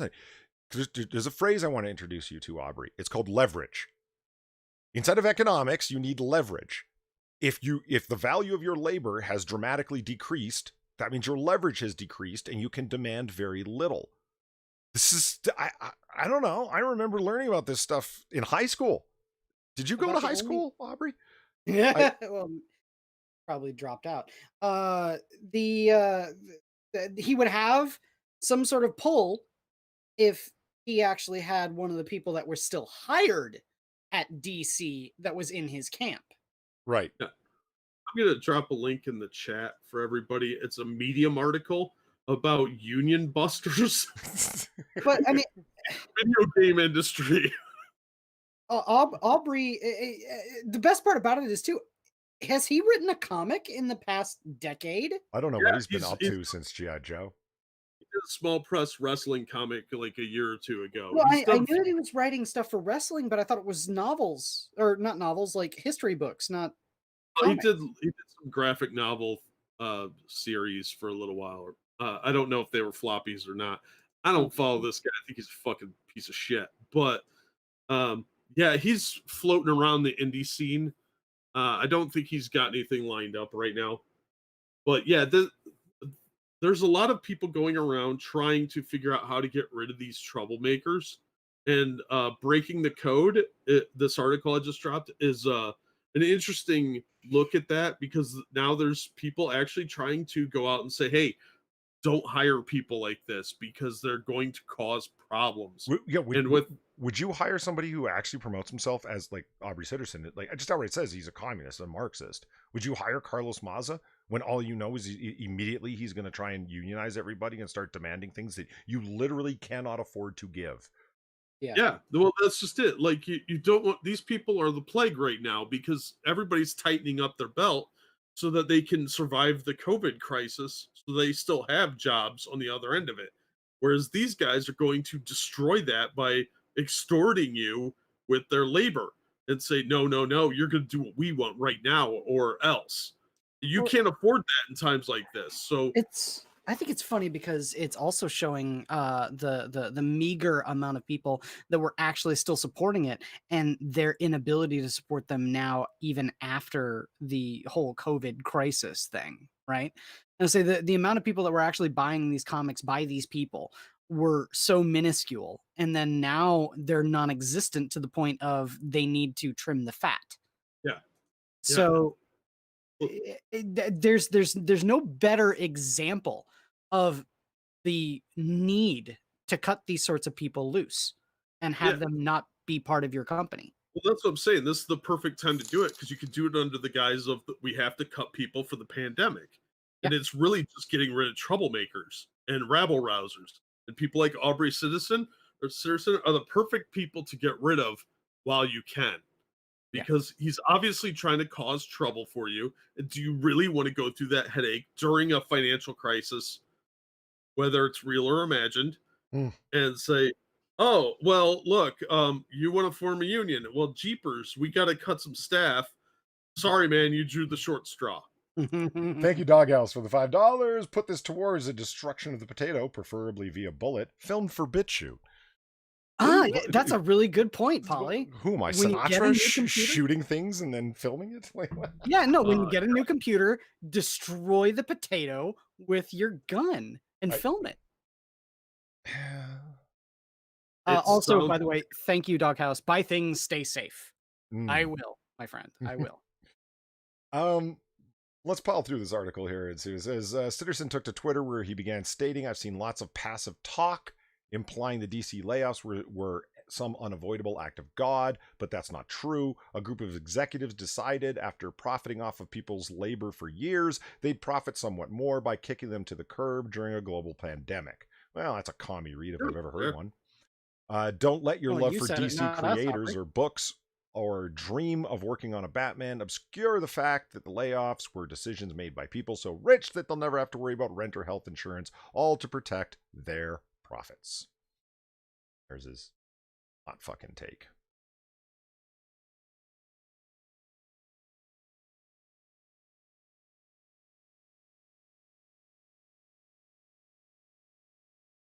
Did he cut out for you too? Oh no, Polly. Hello. I hope. There it is. I'm not sure what the hell happened. You know what happened there? I think that happened without his knowledge. No. I was aware that it happened. Huh. It just my computer froze up for a second. Oh. And I know why. It heard the talk about bullets. It took it It's scared. No, wait, Polly, put your hand on it and focus your psychic powers. It's not scared. It's hurt. Its feelings are hurt. Okay, oh. It's like I've worked hard for years. I'm doing my best, and now you want to shoot me. It's real quick. Thank you, Doghouse. Offered to bum monies for a cartwheel, couldn't do it, so I stole their hat. This is your share. Thanks, Doghouse. And always make the homeless work for their money. Mm-hmm. So he explained, and his explanation is as follows. We need a comics union and a comics guild. Freelancers are subjected to even worse than this. Are subject. Anyway. Yes. Well, he's not a good writer. Yeah, and this guy's a professional writer. With no benefits or job security of any kind, and are more often than not, no ownership over or even participation in anything they create. Yeah, you can make indie books all you want. Then you can own the entire thing. If you're going to work for somebody else, chances are it's going to be work for hire, and you're going to be a contract employee that could be hired and fired at will. You'll complete your contract, and they'll be like, hit the road, or there'll be a buyout. That's how it works, okay? If you don't like that system, tough fucking shit, okay? Go create your own book, do a Kickstarter or an Indiegogo, or just create your own thing and sell it at conventions. You don't have to work for the man. Fucking ridiculous. One person who agreed with him said, I'm on the right. I think unions are a natural part of the free market. A billionaire exerts a lot of influence. 1 million workers should be able to pool resources and exert as much influence. I wish you luck and hope this union will be loyal to workers regardless of political views. 2 likes. Now, he's not wrong in terms of like largely what he's saying, but he's forgetting about the idea of a union has to be able to exert leverage, and you guys currently have none. And I love a lot of the comments that people like respond with. It's going to be kind of tough to set up a union industry in the middle of slaughter when there are few jobs to fight over in the first place by people who have real little value or clout. Even if you're pro-union, it's too late. It would be like trying to unionize Blockbuster. Thank you. Like, I'm not even. That's kind of true, yeah. Just you're way behind it. It's like nice sentiment, but about 2 decades too late. Comic labor is not in a position of strength in which to leverage, there's the word, any power. They were in the mid to late 90s, but not now. Yeah. I mean, dude, it's just Sitterson just talking his Marxist bullshit, not realizing how incredibly out of place it is. Polly's Potato donated $5. Well, thank you, Potato. I appreciate that. I welcome the sweet peace of eternal slumber.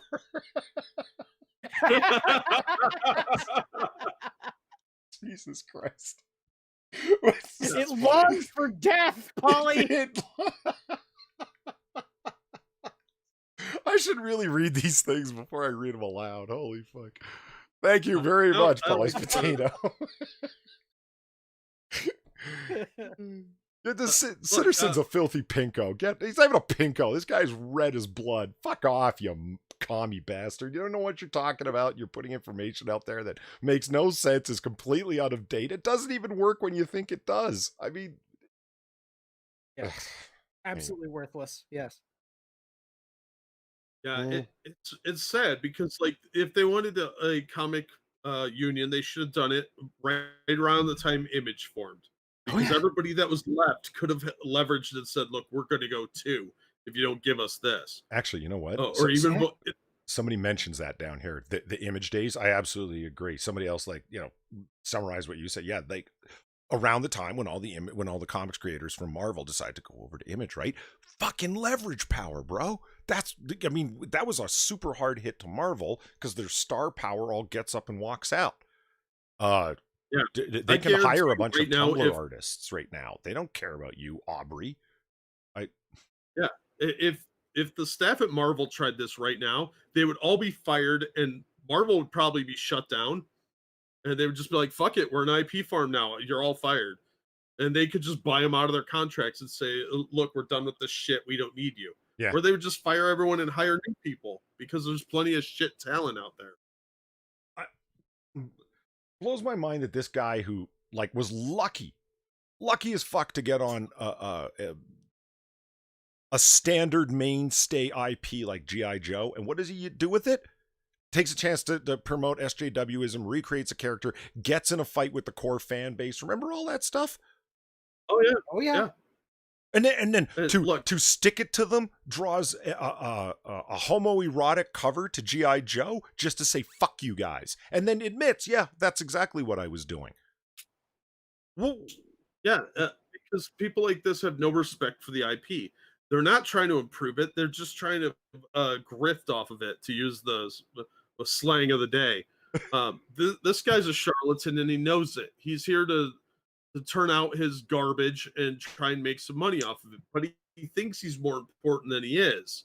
And he's just as bad as 90% of the people that are out there doing the same crap. He's easily replaced. He didn't make himself valuable by showing that he can do justice to the IP, and put aside his own personal nonsense. Say, okay, look, I don't agree with the politics of this, but I'm going to write these characters the best they've been written since the 80s. No, he didn't do that. He decided to try and do woke crap that isn't going to hold up, and that obviously angered the fans. He didn't try and appease them and get more fans in. You can't be combative and expect people to bend to your whims. It doesn't work that way. yeah. I mean, in this I may be industry, Valiant Comics shutters New York City headquarters. This is the industry that Aubrey Sitterson wants a fucking union and guild in. Valiant Comics The is thing is to reportedly... say he wants to What? he wants to say that he's in a guild. He wants to say that he's in a guild, not the Lollipop Guild. A new report from Comic Watch claims Valiant Entertainment, home to such properties as Exo, Man of War, Harbinger, and recent Hollywood breakout Bloodshot, closed the doors on its New York City headquarters location recently. Great. Valiant Comics responded to the report by telling Comic Watch all Valiant employees have been operating remotely since March. Nothing is more important than making sure COVID. Sparks fly over John Della Rosa's discussed Valiant's decision to shut down their New York City headquarters, stating, when you close your headquarters office and you actually do shut things like that, it's a sign you are cost-cutting. You are in cost-cutting measures, and you're actually having some issues, and you're trying to mitigate them, and that's what's going on here.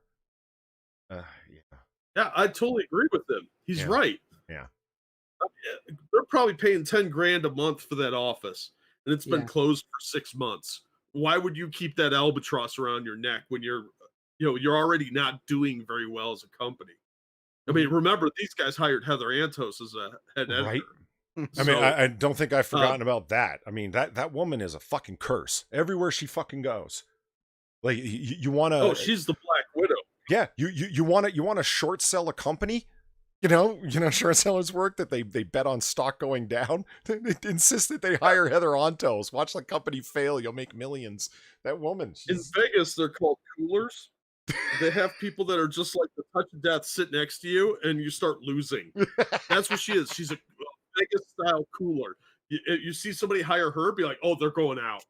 They're going out of business. Look, Valiant's got some great potential. They've got a great set of characters that they've just totally shit all over for the last few years. Bloodshot has been pretty fucking good though. But even that last issue 7 started to kind of go the bad way. But Exo Man of War issue 1, he had a fucking man bun. Oh, look at it. This kind of goes to what you're saying and beats the drum that I love beating in terms of editors. At the time, Del Rose claimed that the decreases, which were 48% between 2018 and 2020, ouch, ouch. Yeah. 2 years, you lost 50%. That's brutal. Yeah. He writes. You look at their editorial across the board, and it's people who are promoting political ideology over great content that fans want, which is what happens when the core business gets replaced with a company that cares more about holding on to movie IPs than they do in producing an excellent comic line. I'm hearing angelic choirs singing amen. Like, yeah. Del Rose is completely right. Look, you can the problem they don't seem to understand is that you can have good IPs and focus on movies and still produce good comic books. Oh, yes. It doesn't have to be one or the other. You don't abandon one for the other because you want multiple revenue streams. A successful one.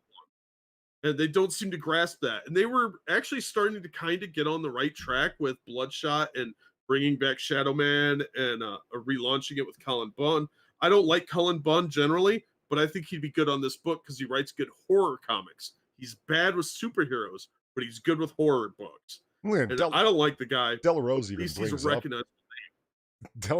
brings up our favorite cooler, Typhoid Mary. The higher ups don't understand comics and aren't interested, so they bring in names like Heather Ontos, to direct without really checking on what made the books great in the first place. Yeah, do you think Heather Ontos gives a fuck? Do you think she reads the back catalog when she comes on to edit something? If she does, it doesn't really seem to have any impact upon the decisions she makes. Anyway. I don't think she cares about comic books at all. It's about prestige. Yeah. The line that I wrote on Twitter, and I hate when people like promote things that they said on Twitter, but here I go. It's social media celebrities masquerading as comic pros. Yep. That is your Heather Ontos's. She's more about her Twitter account and her followers. That's why she gets hired at new places, because people assume they have a big social media following. Gail Simone, another perfect example of that kind of thing. At least Gail Simone built up a fucking back catalog of material before she turned into a Twitter star only. At least she was in the industry for a while and tried before she went SJW Nutso. Mags Asagio.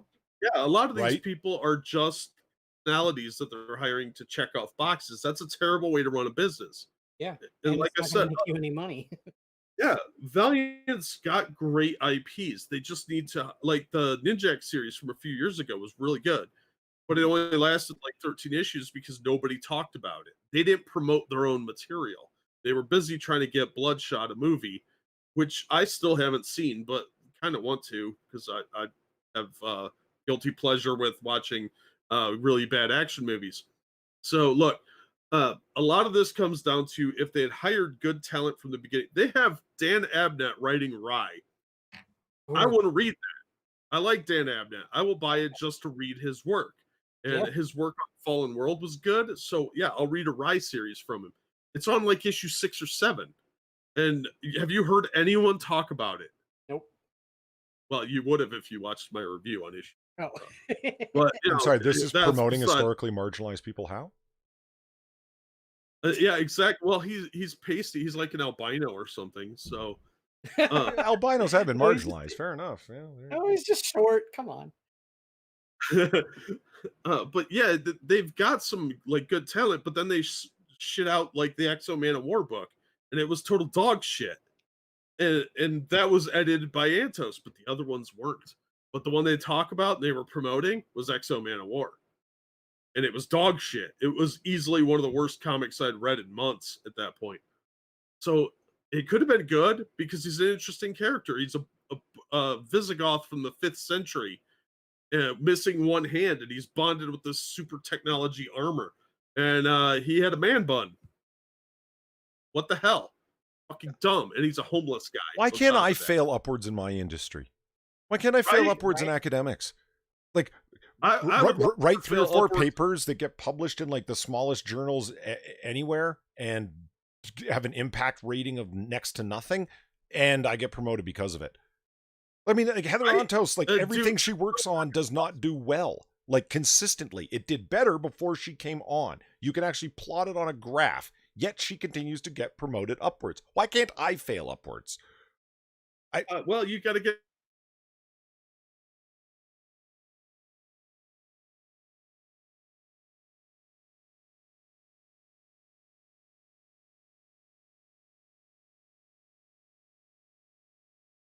involved in a you're somebody's Is pretty full in her girlfriend. workplace too. I mean, Yeah. that'll help with your failing upwards. And it's hard to say that Heather Antos has not failed upwards. She absolutely fucking has. Yeah. Look, I think this really comes down to we need to be giant SJWs if we want to get anywhere in life. But yeah, I don't know what the fuck is going on, but Valiant closing their doors on their headquarters is probably a smart business move. Because most of what these guys do can be done from home. Yeah, So, well, and I, you want the giant New York headquarters, but like you said, the rent is probably fucking insane, and it wasn't worth it for them. yeah, get an office in Poughkeepsie or Scranton or something like that, some dying town. You know, your rent will be like $500 a month. So, you if you really needed an office for that, or go to Illinois, or like Springfield or something. I'm And sure I you was can gonna get say, don't come to Chicago. It's just as bad as New York. Right? loot and everything in Chicago right now. Yeah, So, BG's got a point because I don't have a grievance study major here. Jack Yeah. sent this yeah, article, and it's actually it's technical in what they're talking about, but it actually has big consequences associated with it. A federal judge gives green light to the termination of Paramount consent decrees. Uh, how much control movie studios have over what's played where in movie chains and things of the like. That's basically what it comes down to, and it means a lot. A federal judge has given the green light to the Justice Department to terminate the 71-year-old consent decrees that have restricted major studio control over the exhibition process. The lifting of the decrees will clear a way for studios to once again take a significant ownership of theater chains, now in dire straits because of the pandemic. AMC? Oh yeah, they're in some trouble. But more importantly for the industry, the elimination of the decrees means that studios and exhibitors will be allowed to engage in a host of business practices that have been prohibited since the late 1940s, like brothels. I'm kidding. Oh, sweet. Okay. I was I could get behind this. because changes. I mean, who doesn't want a brothel in a movie studio or a movie theater? Am I right? Right? well, it makes sitting through some movies a lot easier. Uh, I mean, Because I'd go see changes more in movies. antitrust law and administration have diminished the importance of the decree's restrictions while still providing protections that will keep the probability of future violations law, the court finds that the termination of decrees is in the public interest. Did you guys follow that? Is it now? Under the plan It's to something. terminate the decrees, restrictions on block booking and circuit dealing will remain in place over a 2-year sunset period. Block booking is the practice in which theaters have to take a package of movies in one license. Circuit dealing is the practice of demanding a single license that covers all theaters in a circuit. See how this works? I mean, this is partially how the demands how movie studios can demand certain things happening and why, like, movies will play for a certain amount of time in certain theaters and across an entire chain, and they can demand, if you want to show our film, you're going to have to do it in this way and so forth. This frees up a lot of things. It's going to be interesting the way that this plays out. If by interesting you mean terrifying. Well, you know She also noted that, well, she, the judge, also noted that some of the studios who are bound by the decrees, RKO, MGM, Warner Brothers, Paramount, and Fox, no longer exist. Others, like the Walt Disney Company, didn't have their own distribution operations in place at the time, but are now major players. None of the internet streaming companies, Netflix, Amazon, Apple, and others, that produce and distribute movies are subject to the decrees, she wrote. Thus, the remaining defendants are subject to legal constraints that do not apply to their competitors. See the problem? Like, that's I read through the whole thing, and fuck, it's technical, but movie distribution is happening in a way through streaming services and online in a way that it's not happening through movie theaters, and there's restrictions upon the theater goers, upon theater chains that are not happening when you're trying to distribute online. So you're able to distribute online a lot easier and free things up and not be constrained in the same way. This is a 71-year-old law. A lot has changed since the 1940s. Yeah, well, Well, at the same time, don't these companies have their own online distribution companies? I mean, we know Disney does. Yes, yeah, but they're interestingly, like Disney Plus can like show some of their content, but they don't have the freedom to distribute it through theaters in the same way. And theater chains are restricted where, remember the Korea thing with you're going to show Star Wars and only Star Wars for like, 16 weeks in a row, and you're not allowed to show any other films. Like, that's an extreme case, but like stuff like that. If you want the license to show our bullshit Star Wars movie that nobody really likes, but we've promoted to death to the point where everyone feels the need to see it, you have to show it in your main theater in your only, and not have anything else come in for this length of time, and can't allow any other blockbuster films to come anywhere near it. this also does open up to like it, movie theaters are failing right now. If Disney wants to open their own movie theater and just show something, then that can happen, and you can have an entire Disney themed experience there if you want to. I don't know if that's going to help the industry or not, but I'm kind of okay with this. Yeah, because at least then I know what theaters to avoid. Yeah, exactly. Like if you know that they're going to have a bias, then it's one thing. But this all the secretive bullshit behind the scenes, fucking annoying. Like you said, probably the Korea thing with the Frozen 2 and in 80% of their theaters. Come on. You guys aren't even trying. Trying to Oh, hide I that they're completely fucking forgot. around. Yeah. I completely forgot. Frozen has had more violence than the Joker. I forgot Yes. about that. Yeah, because there was the machete attack at the Frozen theater. Yep. Yep. Yeah. How's about that, Zoe Quinn? Hmm? Speaking of Dread, how long do Zoe. you think it took for Carl Urban to stop frowning after he had filmed that movie? Oh, dude, that movie needs a sequel. It just did. They're so I watched good. that movie largely because like Lena Headley's in it. Cool. Yeah. And then I see that she's like this tattooed weirdo drug freak, and I'm like, well, she's not sexy at all in this. Like, Well, let's not get carried away. Oh no, Uh, yeah, she was pretty hot. I say the yeah. one you get to see naked though is Hershey. Yeah, that oh chick was right. hot too. Yeah, but Uh, I ended up enjoying that movie a hell of a lot more than I thought I was going to. But I was going into it with nightmares of Rob Schneider, so yeah, it was just as good as The Raid because of the same movie, but in different ways. Mm, Did you ever see The Raid Redemption? no, no. no. Dude, it's an Indonesian movie that was filmed around the same time, and they're almost identical movies, but one has a lot more martial arts. Hmm. Well, Dread's not known for martial. No, exactly. But Dread was good in a totally different way. But they're the similar plot lines. They're trapped in a building that's several stories high, and they've got to go after the drug kingpin. It's a lot of fun. But I highly recommend the Raid Redemption. If you liked Dread, you'll like it. Cool. I can't believe neither of you have seen this movie. I mean, I've heard of it. I haven't Ah, seen it's a lot of fun. The martial arts scenes are amazing.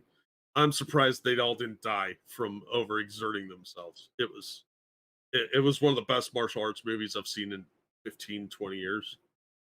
I think 300 needs another it. sequel. I want Lena Headley in another backless toga. Just saying. Yeah, absolutely. Well, I was gonna say Lena Headley in Dread gets a slow motion watching her head split open. Well, Don't ruin it. Yes, Quiz, that's very sexy. You're right. Yeah, Jesus Christ. She still looked hot as a crack whore. yeah. that I That was started. such a good movie. Oh my god, I want to go and watch it. You know what I started watching just because I didn't even realize that she was in it. Uh, Sarah Connor Chronicles.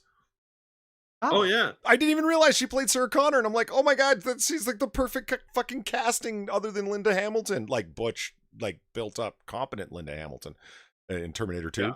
Yeah, I was like, oh fuck, she's fucking perfect to play. I had no idea. All anybody ever talked about was the dime a dozen chick Summer that they got to Glau. play the Terminator. Summer oh Glau. yeah. Yeah, that's the only It was one. mainly because of Firefly. Well, there's bad promotion for you. It's like you have like this like reasonably large star in the form of Lena Headey. Why didn't they promote? And she is the protagonist. I was It's the same Uh, reason Keith there's- David never gets the credit he deserves. Everyone's saying that it's Heady, not Headley. There's no L. Ah, whatever. I would say Headley sounds more because, English. I'm gonna keep saying it. I want to get some Headley from Hetty. How's that? Yeah, there we go. Yeah. Look, the underrated movie that also has a Game of Thrones star, Amelia Clark. You know, the hot chick with the white hair in Game of Thrones. You know what I'm talking about? Who also played Okay. a very, very sexy Sarah Connor. Oh yeah, she did, didn't she? Mhm. That's weird. She's in a great movie called Triassic Attack, which is like a sci-fi original type movie. Of course, yeah. It's really hard to find. I had to order a copy from South Korea. Was it an Okay. asylum film? Yeah, I think it is an asylum film, but it's not even available on DVD in the States. I had to get it from a foreign country. It's all in squiggly little Asian characters, but man, it was worth it. That was a fun ride. What a goofy movie. I just feel like Mr. Plinkett now with all of this going on in that one uh, uh, Red Letter Media Half in the Bag episode where they're talking about Terminator Dark Fate. I What do was not know that? what you're referencing, but I accept that it's probably cool. But that's not the same person. No, it's played by a different actor. I've got a large movie collection like that. There's a movie series called Witchcraft back in the 80s that are all supposed to be connected. There's like 13 films. Every movie has a different cast. Yeah. So if you don't know they're supposed to be the same character from like 6 movies ago, you have no fuck. All right, gentlemen, it's that time. Pitches. Okay. All right. I usually ask who's going to go first. I'm going to make an executive decision. It's me.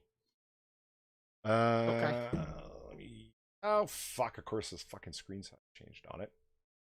Let's go. There. Drag this down. Fill the screen like so. No, not that one. Maybe. Hold on. Technical problems. Jesus Christ! What's happening? I'm scared. That. Okay, Alien, the original screenplay from Dark Horse. I didn't even know this was a thing until I saw it, like in my comic shop. This is great. Issue number 1, the original 1976 screenplay for Alien, which is very, very different from what the 1979 movie ended up being. I was really interested in seeing where it went. It's great. I really enjoyed it. The art is not. The art's good. The art's good. It's not the greatest. Like you kind of a certain style, digital-esque, if you know what I mean. But still, I liked it. It worked. This is just the first issue of it. They spent a lot of time doing the world building, like they did in 79 Aliens, of them talking. What's the line that everyone uses? Truckers in space or something like that. Yeah. Oh, in space trucking. Yeah, that they're instead of making them they're not Han Solo, they're not space pirates. If you watch the original Alien film, they're workers. They're like oil rig workers, and very much they're Yeah. supposed to come across like there's nothing exciting about what they're doing for them. It's a tough, hard job, and they're just out there doing it on this long haul mission, bringing ore back to Earth. They're a mining ship. And you very much get that feeling, and they spend the entire first issue just kind of laying out the world as they see it, and what it's like to be on this ship for extended times of hypersleep and so forth. Uh, I loved it. You only get to see that them landing on LV-427. What's the Yes. yeah? Uh, the planet with the alien, where they encounter the space jockey ship for the first time, and there it is. There's the space jockey ship and its original vision. It's much weirder, much grittier. It's not a slasher in space. It's more of suspense. I won't click any further pages because spoilers, basically. It'll be ruined for you. But I highly recommend checking it out. I'm going to continue to buy it. It's I've been having a lot of fun with it. I've never read the original script for it. I watched the Alien director's commentary where they gave hints of what the original story was like, but not it laid out in comic book form. So yeah, I was excited about this. So yeah, man, absolutely. Alien, the original screenplay from Dark Horse Comics, #1. That's my pitch. Nice. Sounds good. All right, who would like to go next? I, Good. you want Oh. to go? No, you Shall go. You go, Jack. Okay. All right. Imagine that you're just out doing your job and somebody kidnaps the person you're attached to. Well, that's the problem that this spirit of vengeance has, the wrath of God. So he has to go get help. And who do you go get help from when your detective friend gets kidnapped? Well, you go to Batman. Of course. And you go as a gigantic Stay Puffed Marshmallow Man sized spirit that nobody else can see but him. Because, yeah, yeah. So this is Detective Comics 1006 and 1007. Jim Corrigan, who's the Spectre's alter ego, they've kind of retconned him being back alive. They're not one person anymore. And now the spirit of vengeance is attached to him, like more like a Ghost Rider kind of thing.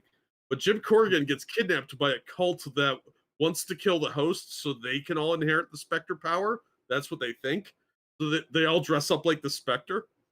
And the Spectre's having none of that because he wants Jim back. And he actually like splatters one of these people, and it's the only evidence Batman has to work with is this corpse that got splattered all over the wall. And of course, Batman is none too happy about this. See, this is a piece of the person. That's his clue to finding Cork. Look at that face.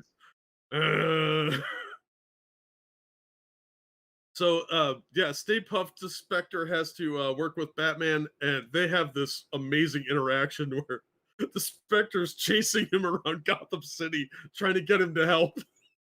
And Batman wants nothing to do with this throughout the first part of this issue, first part of the story. It's a lot of fun, and they're finally like setting terms and stuff like that, and they have to go rescue Corrigan from this cult. It's a really fun two-part story. It's not real deep, but the banter is hilarious between Spectre and Batman. I mean, look at that picture. That's fucking awesome. Mm-hmm. And Batman just staring his ass down. Yeah, he's totally doing the stare down on a giant. Look at the size of that hand. So I had a blast reading this. It was the most fun I've had in ages. Like this, he flash bombs the Spectre to get away. It was just a lot of fun. It wasn't anything real deep, but it was a good two-parter. It's a short thing, but it was just a lot of fun. And Batman's just doing his Batman thing. He does some detective work to find out where these guys are and tracks them down. This actually happens earlier in the issue when the Spectre first shows up. But it was a lot of fun. Jim Corrigan the whole time is like, "You guys are gonna die once my friend gets here," and you know they're not expecting Batman when he shows up. So it's nice that Batman teams up with the Spectre and kind of lays things out for him. Like, look, man, you can't be traipsing around here as a detective. I'm not having that shit. So fun two-parter. I highly recommend it. It's a great read. It was written by Peter Tomasi. He's been doing detective comics for a little while now, and you can find this for like $2 an issue. I really recommend it. It was so much fun, just because of the goofiness of it, and these two have great banter through the entire thing. So that's my story. Hmm, Nice. pretty good. I like the Spectre. He's a criminally underused character, in my opinion. Yeah, and when they do use them, it's usually terrible. So I was really excited that this was actually good. So I was Yeah. afraid it was going to be shit. All right. So my pitch is written by Frank Hanna, penciled by Edgar Salazar, colors by Chris Summers, and letters by Jacob Baskell. Yeah, in keeping with at least the theme between Polly and I, my pitch is Evil Dead 2 Beyond Dead by Dawn. Hmm. Oh, nice.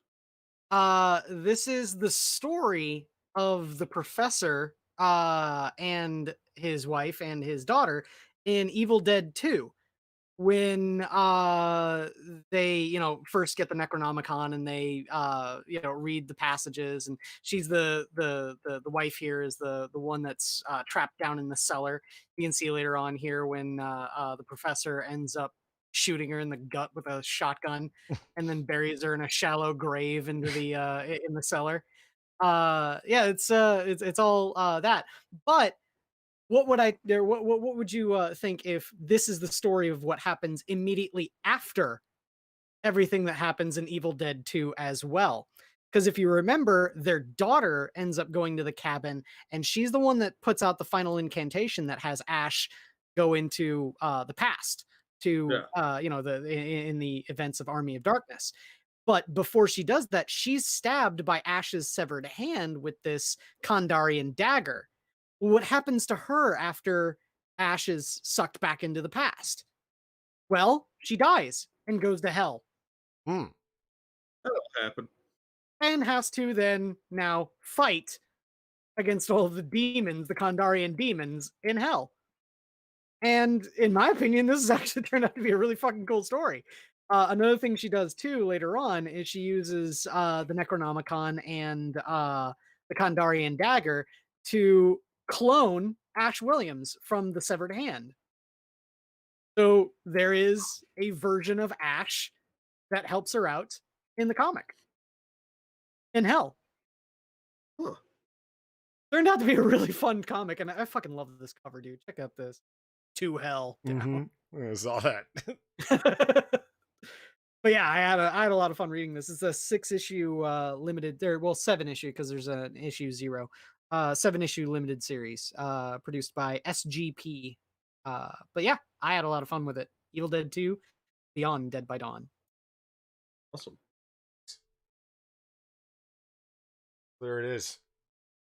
Another one in the can, episode 94. God, this week was just so rough. Like, I mean, the DC dumpster fire and commies everywhere thinking they're more valuable than they actually are, and George R. R. Martin and everyone virtue signaling that he's a racist transphobe because he didn't say names right. I mean, holy shit, what the fuck is next week gonna look like? My God. Anyway, in the meantime, I'd like to thank everybody who came and kept us company for this whole time. We'd like to thank the audience. You guys are awesome. I'd like to thank Evolve Potato for putting all of our links in chat. I'd like to thank Jack and Quiz for being here. And thank you especially to everybody who donated. It's so greatly appreciated. Jack, Quiz, do you have any final thoughts? Thanks for the donations, and go to the comic shop and support local business, man. People are having a rough time of it, and the hobby's dying pretty quickly because of the whole shutdown. So if you can support them through, their websites or going to the store, or whatever, do it. Pick up some fun books, read something good while you're trapped in your house. Yeah.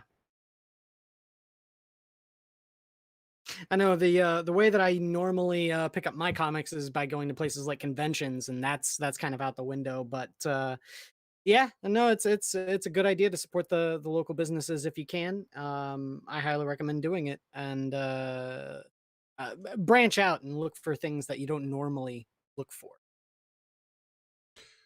Yeah, that's not a bad recommendation. Check the dollar bin. There's always great stuff in there. I mean, you get a lot for a little, you know? check it out and try new things like Quid says. All right, everybody, thank you once again, and we will see you next week. Have a good night, everyone.